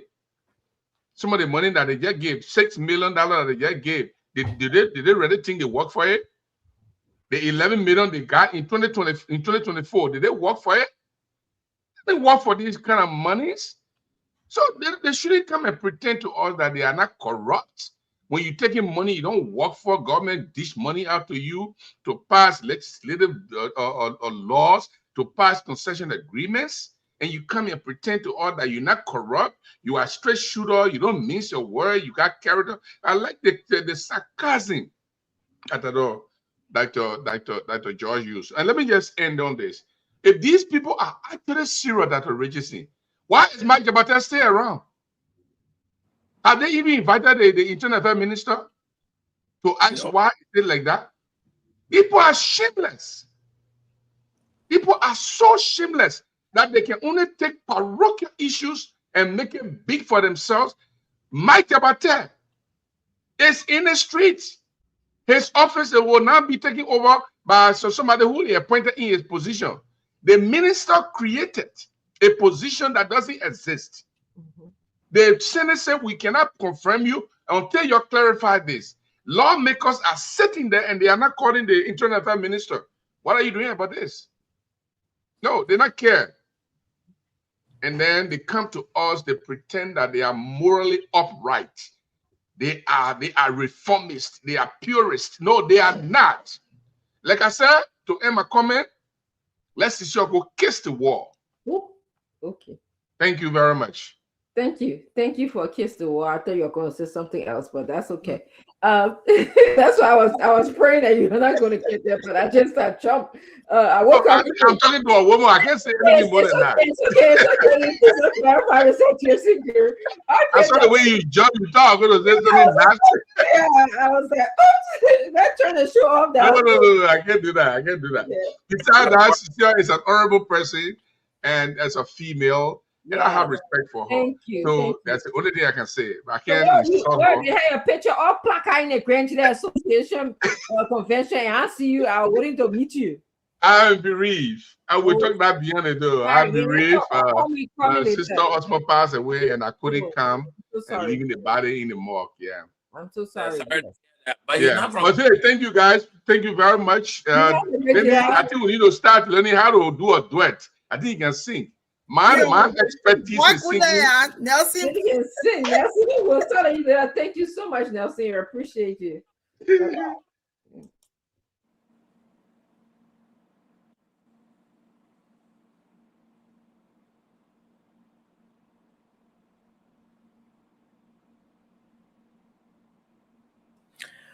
Well, thanks to everyone. Thanks, Mr. Paul Kennedy, the lone Lionel representative. We appreciate you here. Man, good night.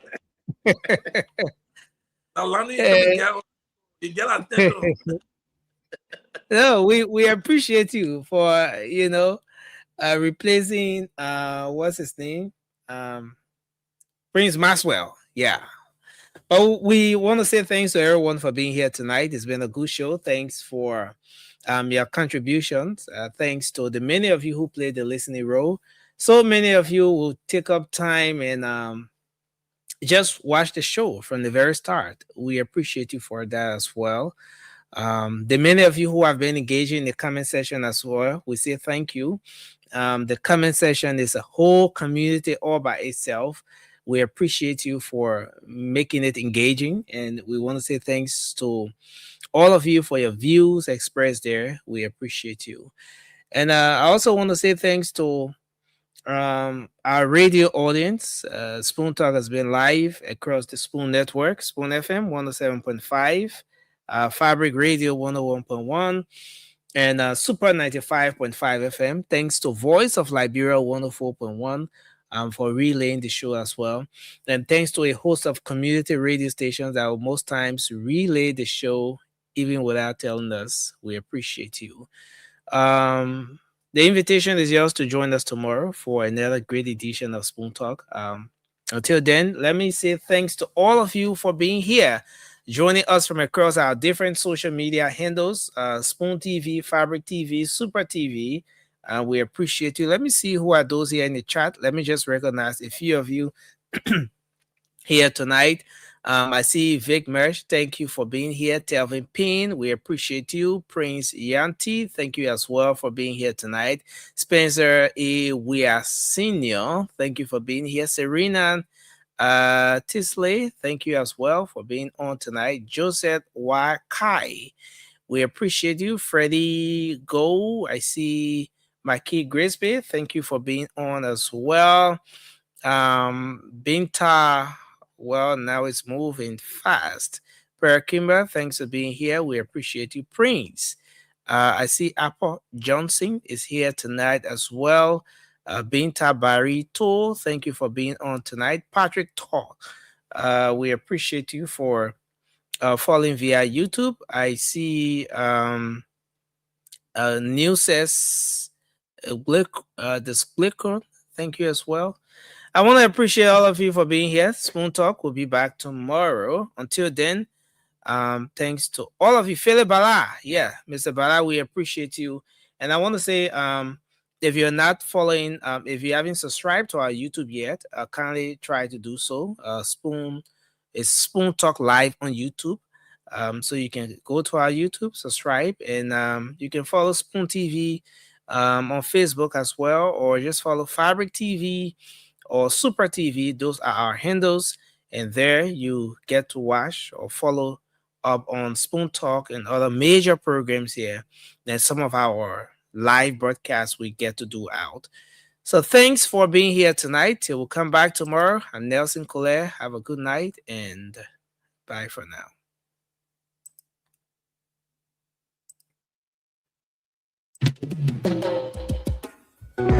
Yes, sir.